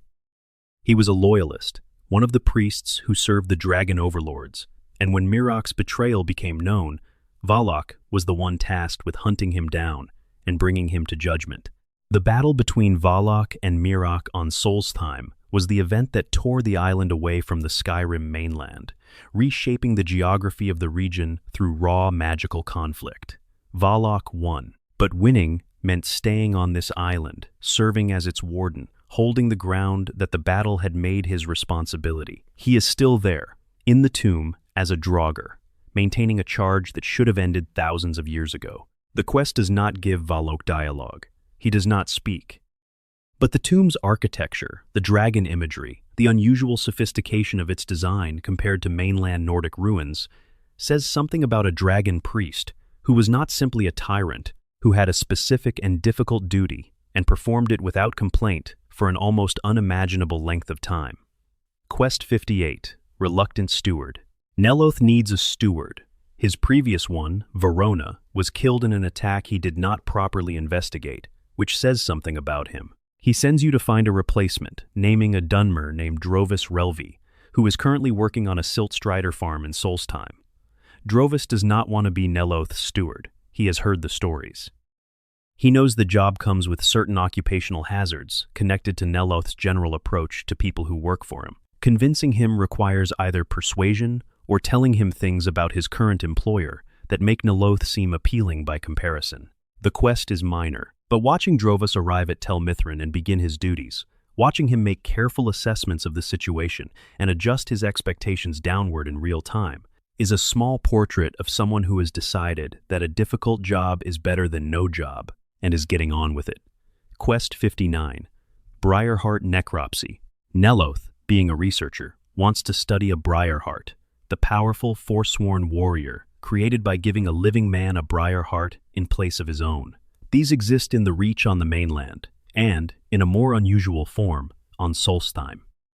The quest requires obtaining a live Briarheart, which is accomplished by sneaking up behind one and pickpocketing the heart out of their chest while they are still standing. Removing the heart kills them immediately. Neloth receives it with the interest of a man for whom this is a professional rather than an ethical situation. What Neloth discovers and tells you about the Briarheart process has genuine lore implications, filling in details about Hagraven magic and the transformation of men into something that is still nominally human, but has had a significant piece of its humanity literally replaced. Quest 60. Healing a House. At Tel Mithrin, Neloth's mushroom towers are alive, which is the nature of Telvanni architecture, and one of the smaller towers is sick. It has been declining for some time, and the cause is not immediately apparent. Neloth asks you to investigate, not because he cares about the tower in an emotional sense, but because sick towers reduce the aesthetic and practical quality of his settlement, which he finds irritating. The cause, when you find it, involves an old substance being used in a way it was not intended, and the solution requires components from specific locations on the island. The quest is brief, and the resolution is quiet, but standing outside the restored tower afterward, watching it pulse with the slow regularity of something healthy, has the specific satisfaction of a problem cleanly solved. Part 12. Daedric Side Paths and the Smaller Princes. The 16 Daedric Princes of Skyrim are not all equally present in the game. Some, like Molag, Bal, and Mephala, get elaborate quests with difficult moral choices. Others appear more briefly, in quests that are shorter but no less interesting in what they reveal about how these ancient entities interact with the mortal world. Quest 61. The Break of Dawn. Meridia's Beacon. On a mountain summit west of Solitude, there is a pedestal that normally holds an artifact called Meridia's Beacon. The beacon is often found as random loot in dungeons rather than at the pedestal, which is Bethesda's way of ensuring players encounter the quest, regardless of whether they visit the right location first. When you bring the beacon to the pedestal, Meridia herself picks you up. Not metaphorically. She lifts you off the ground and carries you through the sky while speaking to you, which is the kind of demonstration of power that leaves very little ambiguity about the nature of the relationship. Her temple, Kilcreath, has been desecrated by a necromancer named Malkaran, who is using the corrupting power of black souls to maintain an army of shade-like creatures, and who has been operating in Meridia's sacred space for some time. She wants you to clear the temple and relight the beacons within it, which opens a path to Malkaran. The quest itself is linear and well-paced, the beacon lighting creating pools of light in an otherwise dark space in a way that has visual elegance. Malkaran is more complex than a standard necromancer villain, because his use of corrupted souls has affected him as well, and fighting him has the quality of dealing with something that has been fundamentally damaged. Dawnbreaker, Meridia's reward, is one of the best weapons in the game for certain builds, dealing bonus damage to undead, and creating explosions of light when its killing blow triggers. But the quest is also notable for how directly it presents Meridia's fanaticism. She is genuinely opposed to undeath. She is genuinely good by a specific definition of good, and she is also absolutely willing to lift you off the ground without asking permission. Quest 62. The Taste of Death, Namira's Ring. In the Hall of the Dead in Markarth, a priest named Verulus will tell you that something is wrong with the burial hall. Bodies are being disturbed. Something is feeding on them. The quest that follows is one of Skyrim's most uncomfortable, and it is worth experiencing for exactly that discomfort, because what Namira, the Daedric Prince of Darkness and Abomination, is asking you to become is not an abstraction. You are required, as part of acquiring her artifact, to eat human flesh at a feast of her followers that takes place in a chamber beneath Markarth. The feast participants are people who look like ordinary Markarth citizens. They have jobs, they have names, they come to these meals and they eat, and then they go back to their lives. Namira regards cannibalism not as monstrous, but as a removal of artificial social constraint, a return to something older and more honest about what humans are capable of. Her ring, the Ring of Namira, lets you feed on corpses for health and stamina regeneration in combat. Whether you go through with the feast and what you do with the knowledge of who the feast participants are when you encounter them afterward in Markarth's market, the game leaves entirely to you. Quest 63. A Daedra's best friend, Barbas and Clavicus Vile. In Falkreath, there is a talking dog. His name is Barbas. He is, in fact, the familiar of Clavicus Vile, the Daedric Prince of Wishes and Bargains, and he has been separated from his master following a disagreement about the nature of their relationship. Barbas wants to return to Vile. Vile does not currently want him back. The quest involves reuniting them, which requires a journey to the shrine of Clavicus Vile in a cave called Hamar's Shame. The journey with Barbas is one of Skyrim's genuine pleasures. He is a large, enthusiastic dog who talks in a voice that communicates enormous patience, stretched very thin over a long period of time, and he has opinions about everything he encounters, the enemies you fight, the dungeons you walk through, the decisions you make. He is aware of what he is, in a way that is unusual for a dog. Clavicus Vile, when you reach his shrine, offers you a choice. He wants you to kill Barbas with the Rueful Axe, a powerful two-handed weapon he provides for the purpose. Barbas is his companion and the part of himself that is empathetic and careful, and Vile has decided he would be more effective without those qualities. If you kill Barbas, you keep the Rueful Axe but do not receive Clavicus Vile's actual Daedric artifact, the Mask of Clavicus Vile. If you return the axe, Barbas is reunited with Vile, and the mask is your reward. Barbas, if returned, resumes his existence as Vile's companion in some grumbling fashion that implies this cycle has happened before and will happen again. Quest 64. Discerning the transmundane Septimus Cygnus. In a remote ice cave on the coast north of the College of Winterhold, accessible only in certain conditions, there is an old man who is having a very specific crisis. Septimus Cygnus is a scholar who used to be connected to the college, but left because the institution was not interested in the questions he was asking. He has been in this cave for an indeterminate period, studying a Dwemer lockbox that he cannot open, because the lockbox requires blood from all of the Mer races to unlock, and he has not been able to collect it. He has been corresponding with what he believes is a divine presence. He believes he is on the edge of understanding something fundamental about existence. You can retrieve the blood he needs, from elves who are alive and do not volunteer it and must be killed for it, which the game handles by making this a byproduct of other dungeon clearances rather than asking you to pursue it.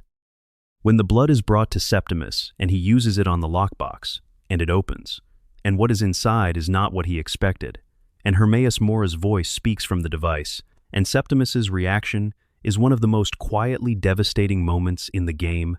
A man who has waited years in a cave for an answer and received one that is not an answer at all, the quest reaches something almost tragic. The lexicon inside the device is your reward from Septimus's perspective. From Hermaeus Mora's perspective, you have just been recruited. Quest 65. The only cure Periite's affliction. Near Markarth, in a place called Bethardums, there is a Bosmer named Kesh the Clean, who tends a shrine to Periite, the Daedric Prince of Tasks and Diseases, and who speaks about Periite with the particular reverence of someone who has thought very carefully about what they are choosing to worship, and has decided that someone has to honor the overlooked things. The quest requires you to bring Kesh specific ingredients for a preparation that will allow him to speak to Periite on your behalf: a deathbell flower, silver ingot, flawless ruby, and vampire dust. The preparation creates a hallucinogenic smoke, and inhaling it connects you directly to the prince. Periite wants you to clear Bethardums, a Dwemer ruin that has been occupied by a cult devoted to him, a cult that has received a very specific gift from its prince, a plague that transforms them into what they worship, the sick and the diseased made into holy instruments of affliction. The cult is genuinely dangerous, and the quest through the ruin has several levels that demonstrate just how thoroughly a Dwemer structure can be repurposed. Spellbreaker, Periite's artifact shield, is one of the most useful defensive items in the game. It projects a ward that blocks spells while it is raised, making it essential for any build that fights mages regularly. Part 13. The Northern Roads and Missed Moments. Quest 66. Coming of Age at Ironbind Barrow. Southeast of Dawnstar, off the road south toward Whiterun, there is a barrow. Outside it, arguing in the particular way of people who are more frightened than they are angry, are two adventurers, a Redguard woman named Salma and an Argonian named Beamjaw. Salma has hired Beamjaw for muscle and is now questioning whether the barrow is worth the trouble. Beamjaw is arguing, persuasively, that it absolutely is, and that all they need is someone experienced to go in first. Someone like you. The quest coming of age begins when you enter the barrow with them, and it involves the most powerful Draugr lord in the base game, a creature called Gathric, who is tall enough that the game's standard camera angles have to adjust to fit him in frame. The dungeon itself is well constructed, with multiple levels and environmental storytelling about the warriors who are entombed there. The twist, when it comes, is delivered by Beamjaw, who turns on Salma at the worst possible moment, revealing that his agenda for this expedition has never been what he claimed, and that the power available from Gathric is worth more to him than his employer. The fight that follows is difficult, partly because it is happening in a small space, with multiple enemies, and partly because Beamjaw has been building his character for the entire duration of the dungeon, becoming someone whose betrayal, when it happens, is genuinely startling. Salma, if she survives, lets you take everything from the dungeon, and thanks you with the particular relief of someone who is reassessing every assumption they made about a person they thought they knew. Quest 67. The Pale Lady again. What the sword represents. A specific detail about the Pale Blade that is easy to miss. The sword is an artifact of the Ice Wraith, and in the old Nordic cosmology, it has a connection to the spirit who guards the grove in Frostmere depths that goes beyond a simple dungeon prop. The underground glade where the Pale Lady drifts is not a natural formation. It was created or maintained by some combination of the sword's presence and the lady's attachment to it. Without the sword, the glade still exists, but it changes. The trees become less luminous. The lady's figure, if you return after taking the blade, is different, still there, but not quite as present. Something has shifted in the balance of the space. This is not described by any NPC. No journal mentions it. It is visible only to players who go back after taking the blade and compare the before and after. The lady has less to hold her to the grove without the thing she was guarding. She is not gone. She is just less anchored. Quest 68. Discovering Bard's Leap Summit. The full path to Bard's Leap Summit, which we mentioned earlier in the context of Azadil's Ghost, requires following a route above Deep Cleft that is not on any map and is not suggested by any NPC. You find it by climbing, by following the rock face upward, past the point where most players turn back, by making a series of jumps that look impossible until you test them. The summit itself is a slab of rock above the falls at Deep Cleft, and the view from it is one of the best the game offers in the Reach. The Red Rock Canyon below, the river catching the light far down, the distant mountains. It is the kind of view that a world has when it was built by people who wanted it to feel worth exploring. Azadil's Ghost, when you jump, appears only after you survive the landing. The fall takes long enough to wonder whether this was a mistake. Quest 69. Kyne's Sacred Trials. The Final Beast. The last of Froki's hunting challenges sends you to Greywinter Watch, a cave in Whiterun Hold, to kill a troll that is designated as Kyne's final guardian. The troll is specifically powerful, a frost troll variant in a location that makes fighting it at range difficult, and the cave has a quality of genuine danger for low-level characters. Froki, when you return, receives the news with the satisfaction of someone who has been sending people to do this for years and rarely sees them come back. He is not surprised that you succeeded. He says this: "He is not the kind of man who pretends surprise. He gives you Kyne's token, and he looks at you differently, the way people in Skyrim look at you differently when you have done something they considered difficult and did not make a production of it." Quest 70. The Lost Shipment Erengoth's Problem. In the Rift, accessible through a series of connections that begin at Honeyside or through the Thieves' Guild questline, there is a nobleman named Erengoth who runs a manor that has been used as a fence location without his full understanding of what that means. He has a problem. Merchandise that should have reached him has not, and he needs someone to find out what happened. The answer involves the road south of the Rift and a bandit operation that has been intercepting guild caravans, which means the questioner has a different relationship to the supply chain than he is presenting to you. Navigating the conversation requires either playing along or pressing him on the inconsistencies, and either approach teaches you something about how Riften's economy actually works. Part 14. Companions and Followers with Hidden Depth. Quest 71. Majol, the Lioness, and Grimsever. In Riften, sitting at the bee and barb with the contained energy of someone who is deeply bored and would like to be fighting something, is a warrior named Mjol, the lioness. She is loud in her opinions about Riften's corruption, which she holds up as a personal project, and she is one of the more opinionated followers in the game. Her personal quest involves a sword called Grimsever that she lost in a Dwemer ruin called Mzincha far to the north. She went in after the dwarven centurion that wounded her, lost the sword in the confusion, and was found by her current companion Aaron, who was traveling nearby, and helped her. She speaks about Aaron with a specific protectiveness that suggests she is aware of how much she owes him. Going to Mzincha to retrieve Grimsever requires clearing a significant Dwemer ruin, which is always interesting for the quality of Dwemer environment design and the way automaton encounters escalate in difficulty as you go deeper. Finding the sword at the bottom and returning it to Mjol changes the nature of her follower dynamic. She has a reason now, specific and personal, to trust you. Quest 72, Eric the Slayer.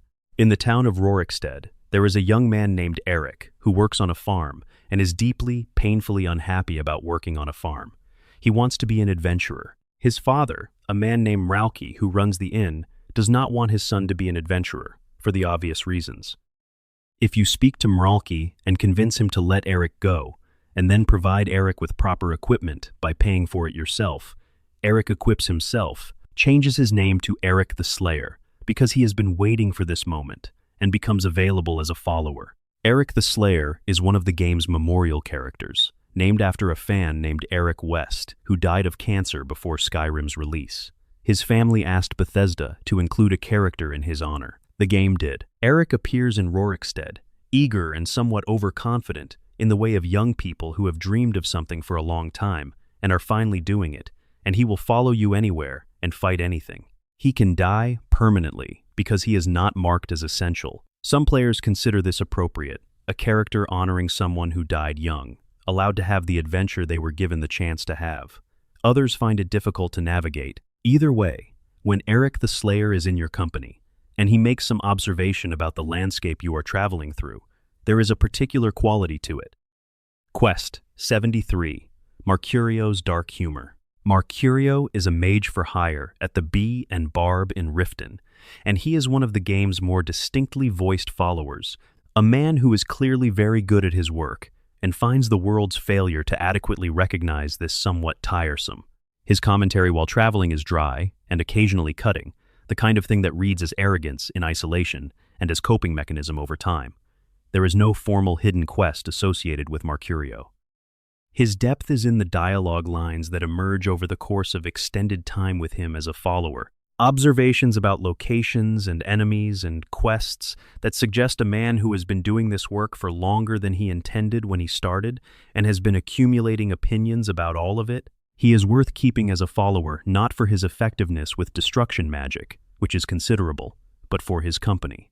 Quest 74, Durkithus, the Argonian captive. In Darkwater Pass, a cave in Eastmarch, along the road toward Riften, there is an Argonian named Durkithus who has been captured by Falmer and is being held in a cage. He does not know where the key to his cage is. He is calm about this in a way that reads less as composure and more as someone who has been calm about difficult situations many times before. Freeing Durkithus requires finding the key and clearing the Falmer out of the cave, and then he becomes a follower, one of the few Argonian followers in the base game. His dialogue as a follower is limited but specific in the way of characters who were not designed to be central. Occasional observations about his surroundings, comments about combat that suggest a pragmatic and experienced fighter, the periodic note that he is glad to be out of that cave. Quest 75. Lydia. Actually, this is less a hidden quest and more a reminder that Lydia, the most maligned follower in Skyrim, is more than her reputation for standing in doorways and announcing that she is sworn to carry your burdens. Her dialogue, when you move through the game with her consistently, reveals a housecarl who has a genuine relationship to her duty, not grudging compliance, but something closer to professional pride. She has opinions about the holds you visit and the people you work for. She notices things. When you become a person of increasing significance in Skyrim, her manner shifts subtly, adjusting to a changed understanding of who she is accompanying. Lydia can die permanently, which is something most players discover by accident and respond to with either a save reload or a silent, specific grief that surprises them. The permanence of follower death is one of the game's underappreciated design choices. The bond makes the relationships real by making their loss real. Part 15. The Small Economies of Ordinary Life. Quest 76. A Knife in the Dark. Riverwood's Love Triangle. In Riverwood, the first town after Helgen, there is a love triangle so actively unpleasant that it has become something of a community joke among longtime Skyrim players. Sven the Bard and Faendal the Wood Elf are both pursuing Camilla Valerius, the sister of the traitor Lucan, and both of them are willing to lie to get the advantage. Each will approach you separately and ask you to deliver a forged letter to Camilla, pretending it is from the other man. Sven's letter, supposedly from Faendal, is insulting. Faendal's letter, supposedly from Sven, is similarly unflattering. Neither man is proud of this. Both men have decided that what they want is worth the compromise.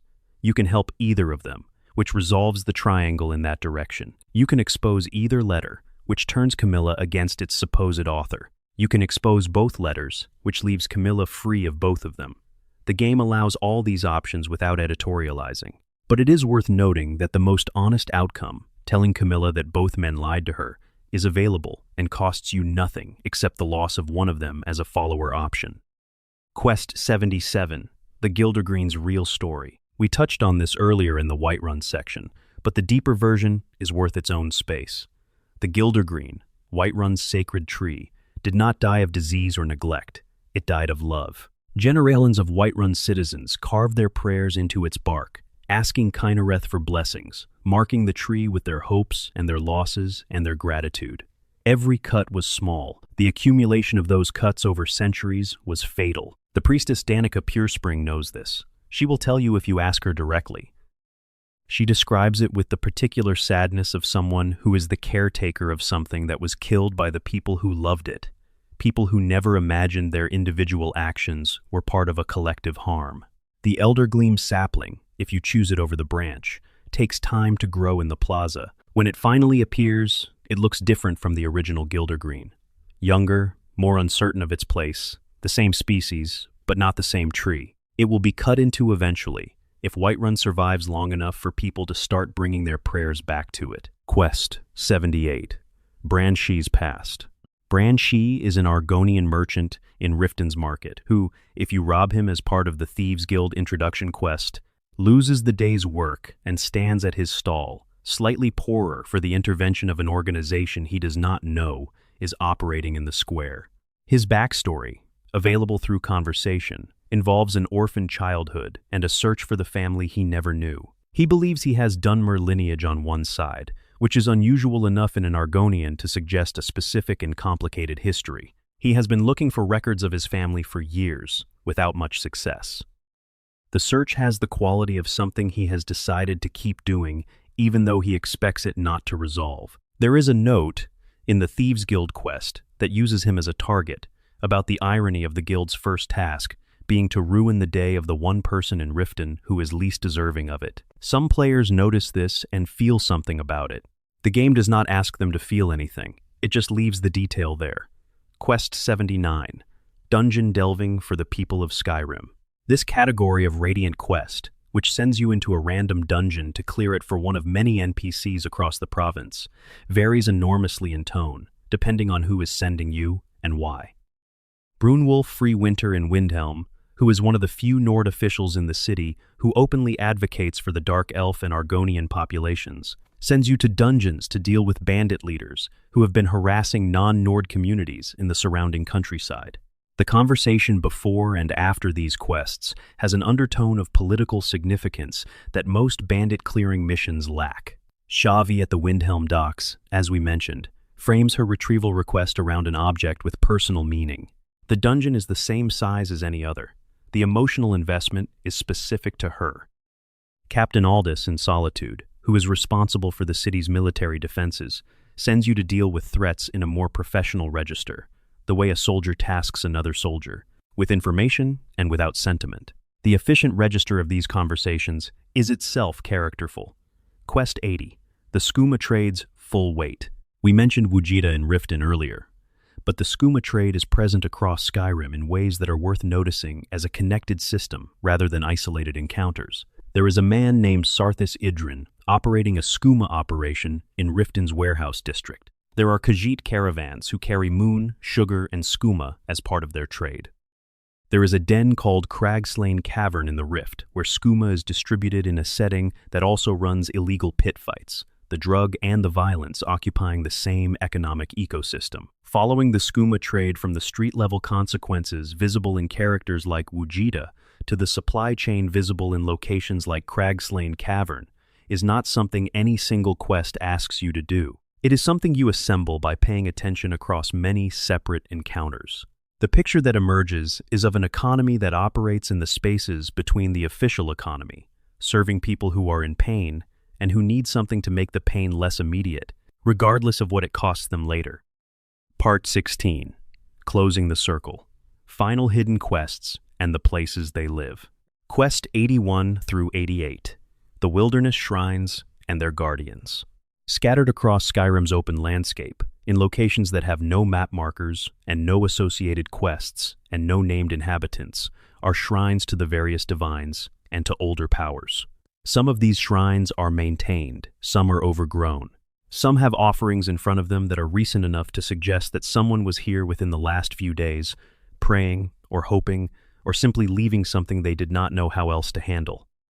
The Shrine of Talos at Cradle Crush Pond, east of the Great Rock Formation in Eastmarch, is a small altar by the water with a view of the eastern mountains. Nobody is there when you visit, but there are offerings, and the offerings are fresh. Someone is still coming here, still honoring a god whose worship is now technically illegal, in a place remote enough that the Thalmor cannot easily watch it. The Shrine of Azura on the mountain south of Winterhold is more dramatic, a large stone figure on a clifftop, visible from a distance, maintained by a Dunmer woman named Arania Enith, who has been waiting there for years because Azura showed her a vision of the person who would come to this shrine and ask for help. She is patient about the waiting in the way of people who have had genuine religious experience and do not need external validation to sustain their belief. The Standing Stones, 13 of them spread across Skyrim, each one a stone circle with a constellation carved into it that grants a specific ability when you activate it, are not quests in the formal sense, but are destinations that reward discovery. The Warrior Stone, the Mage Stone, the Thief Stone are the ones the game introduces you to early.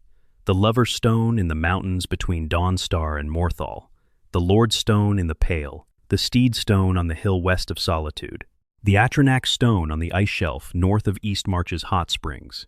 Each one exists at a location that tells you something about its association by where it stands in the landscape. Quest 89. The Abandoned Prison.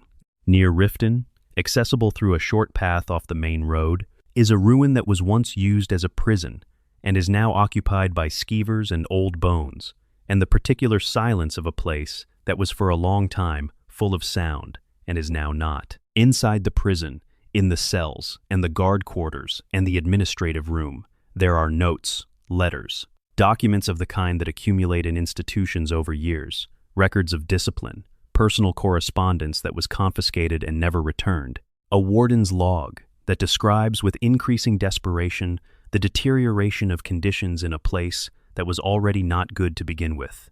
There is no quest for the abandoned prison, no reward. It exists as a record of something that happened here, assembled through reading rather than fighting. Players who go through it slowly come out knowing something about this corner of the world that they did not know going in, about the people who were here and what their time here was like. Quest 90, Kagranzel's Secret. To the northeast of Riften, accessible via an unmarked path through Dwemer territory, is the ruin of Kagranzel. Getting there requires fighting through frost trolls and a conjurer, and the particular difficulty of mountain paths in a hold where the roads are not maintained. Inside Kagranzel, which is small by Dwemer ruin standards, there is a glowing orb on a pedestal.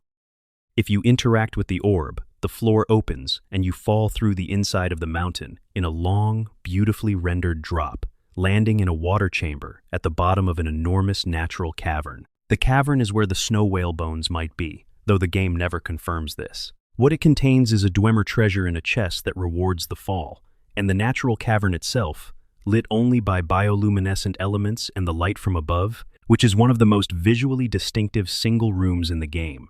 There is no quest entry for Kagranzel. There are no notes explaining the orb or the fall. There is only the orb, waiting, and the fall, and the cavern, and the quiet, after you land. Quest 91 through 100, Radiant Companions of the Undiscovered. The following quests exist in Skyrim's Radiant system, and are often missed because they require either speaking to specific NPCs who are easy to overlook, or being in specific places at specific times. Noster Eagle-Eye at the Winking Skeever in Solitude has lost his helmet in a dungeon and will pay for its recovery. He is a veteran who lost his eye and his position in the same campaign, and is living quietly now, tending his remaining dignity with care. Oengul War Anvil, the blacksmith at Windhelm's Forge, wants something retrieved from a dungeon, but the conversation around the request reveals his pride in his craft and his complicated feelings about working in a city that is slowly declining from what it was in Wisegrammer's time.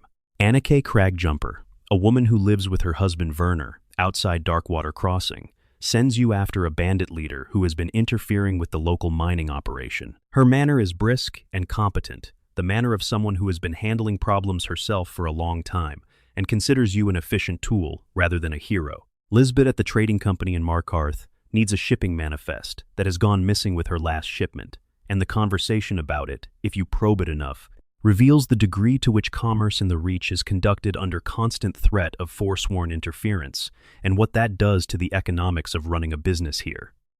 Kjar in Windhelm, a man known as the harsh master to his workers, will task you with dealing with a threat in terms that are clipped and specific, the manner of a man who considers anything beyond the essential to be a waste of his time, and who turns out, if you watch him when he thinks no one is watching, to care more about his workers than he wants anyone to know.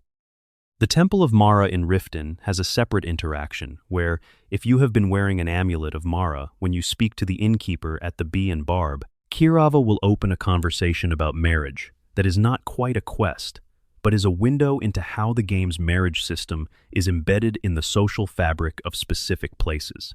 Runel in Falkreath, if you have done his journal quest, will occasionally offer prayers at the graves he tends, and if you are nearby when he does, you can hear what he says, and it is not the formal prayer of a priest conducting a ceremony, but the conversation of someone who knew the person he is burying, which they almost never did. In Morthal, Lami, the alchemist, has a conversation about a book called Herbalist's Guide to Skyrim that she has always wanted to read and has never been able to find. Bringing her a copy, which requires some attentiveness to bookshelves across the province, produces a reaction that is disproportionate to the size of the act, the way reactions to small attentions often are. Quest 101 through 110. The Stones and What They Mean. The standing stones of Skyrim have a mythology around them that is separate from their mechanical function. In Nordic cosmology, the 13 constellations they represent are divisions of divine purpose, each one governing a different aspect of mortal endeavor and nature. The game does not explain this mythology in detail at the stones themselves, because the stones predate the culture that would explain them, but the information is available in the in-game books if you look. The Serpent Stone, isolated on a frozen island in the Sea of Ghosts northeast of Winterhold, is the most difficult of the 13 to reach, and represents the one constellation that is considered both ominous and potent in Nordic tradition, the serpent who devours the stars. Its power, paralysis, and poisoning on touch once per day reflects its nature. Getting to it requires swimming in the Sea of Ghosts and surviving the frost and the ice. The Tower Stone in the Pale, between Dawnstar and Windhelm, represents the concept of civilization and artifice, the structures that people build to resist nature, and its power. The ability to unlock any lock once per day without a lockpick is a neat metaphorical translation of what towers represent. Each stone rewards the walk to reach it, and the moment of engagement, the constellation activating, your character acknowledging the gift, and then the road back to wherever you were going before you noticed the stone and followed the path to see what it was. Quest 111 through 120, Hearthfire's Personal Stories. The Hearthfire DLC, which allows you to build homes in 3 holds, is often considered content light compared to the main DLCs. But the 3 home sites each have a minor quest associated with the process of establishing them, and those quests have more human weight than their brevity suggests. The Lakeview Manor site in Falkreath is on a lake that the locals associate with a history of Daedric activity, and the conversation with the Jarl of Falkreath about obtaining the land involves an acknowledgement that the site has a reputation and that building on it is a choice. The bandits that occupy the site before you claim it are in a place they chose for the same isolation that you will eventually choose it for. The lake, the trees, the distance from everything. The Heljarken Hall site in the Pale is on tundra that is exposed and cold and very open, the kind of landscape that produces a specific relationship to weather and distance.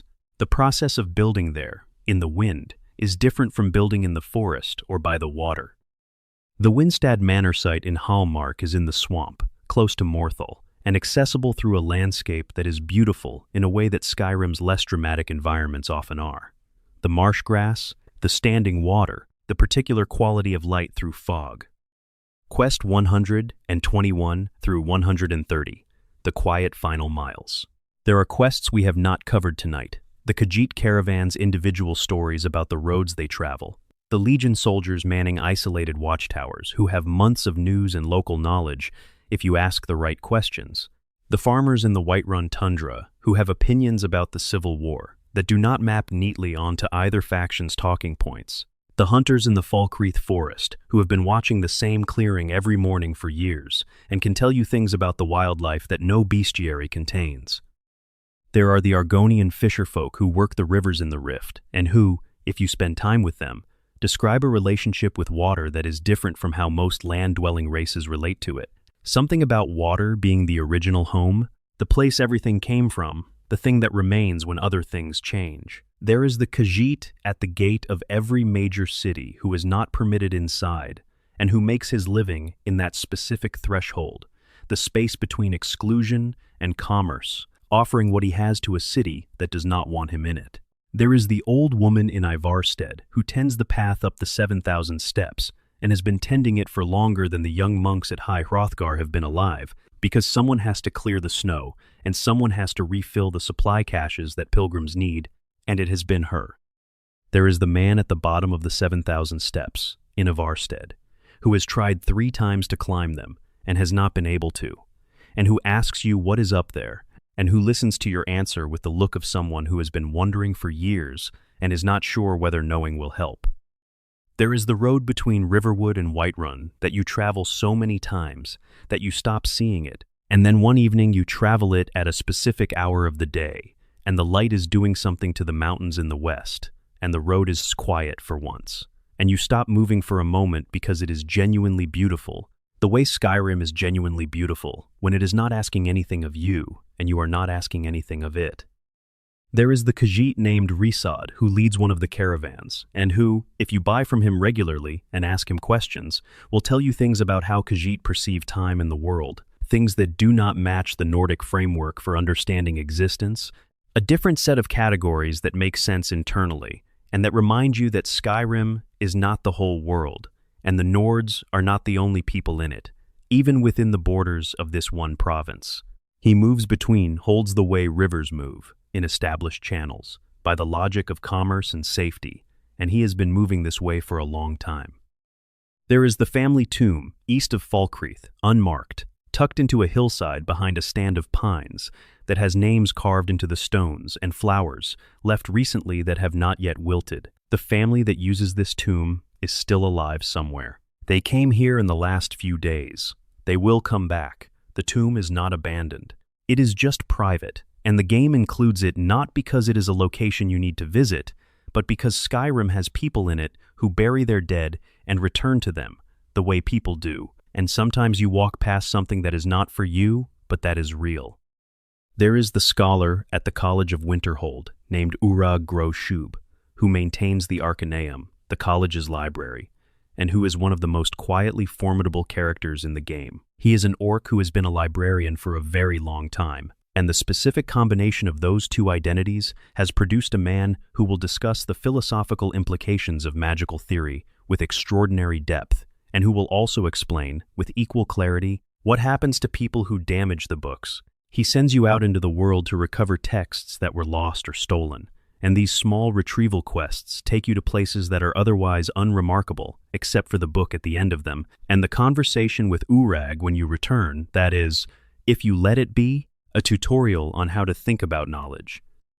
There is the lighthouse keeper who is not Habd, not the tragedy we already told, but a different lighthouse keeper, the one at Solitude's lighthouse, who tends the flame above the harbor every night, who will tell you about the ships he has watched come in and what he can infer from the way they sail about what the weather has been like to the west.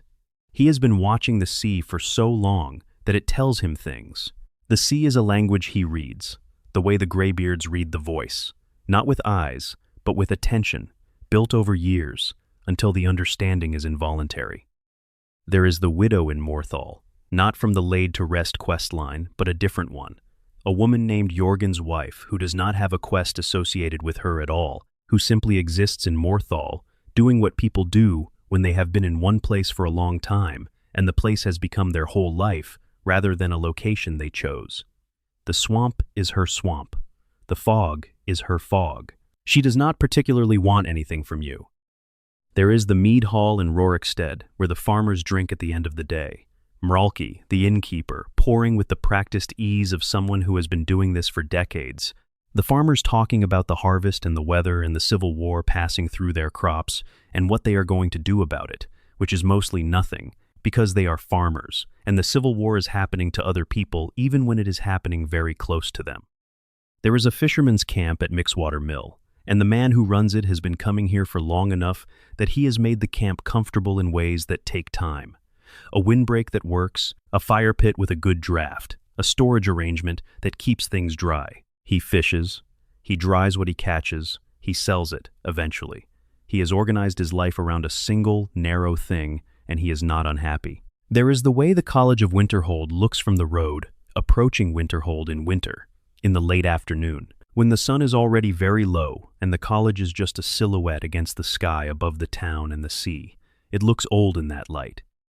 It looks like something that has seen more than it should, and more than it is currently telling you, and more than you are going to be able to learn in a single visit. There is the moment in Blackreach, the vast underground city, where if you have been down there for a long time and done most of what Blackreach has to offer, and you are finally making your way back toward the exit, you look back across the space from the elevator shaft, and you see all of it at once.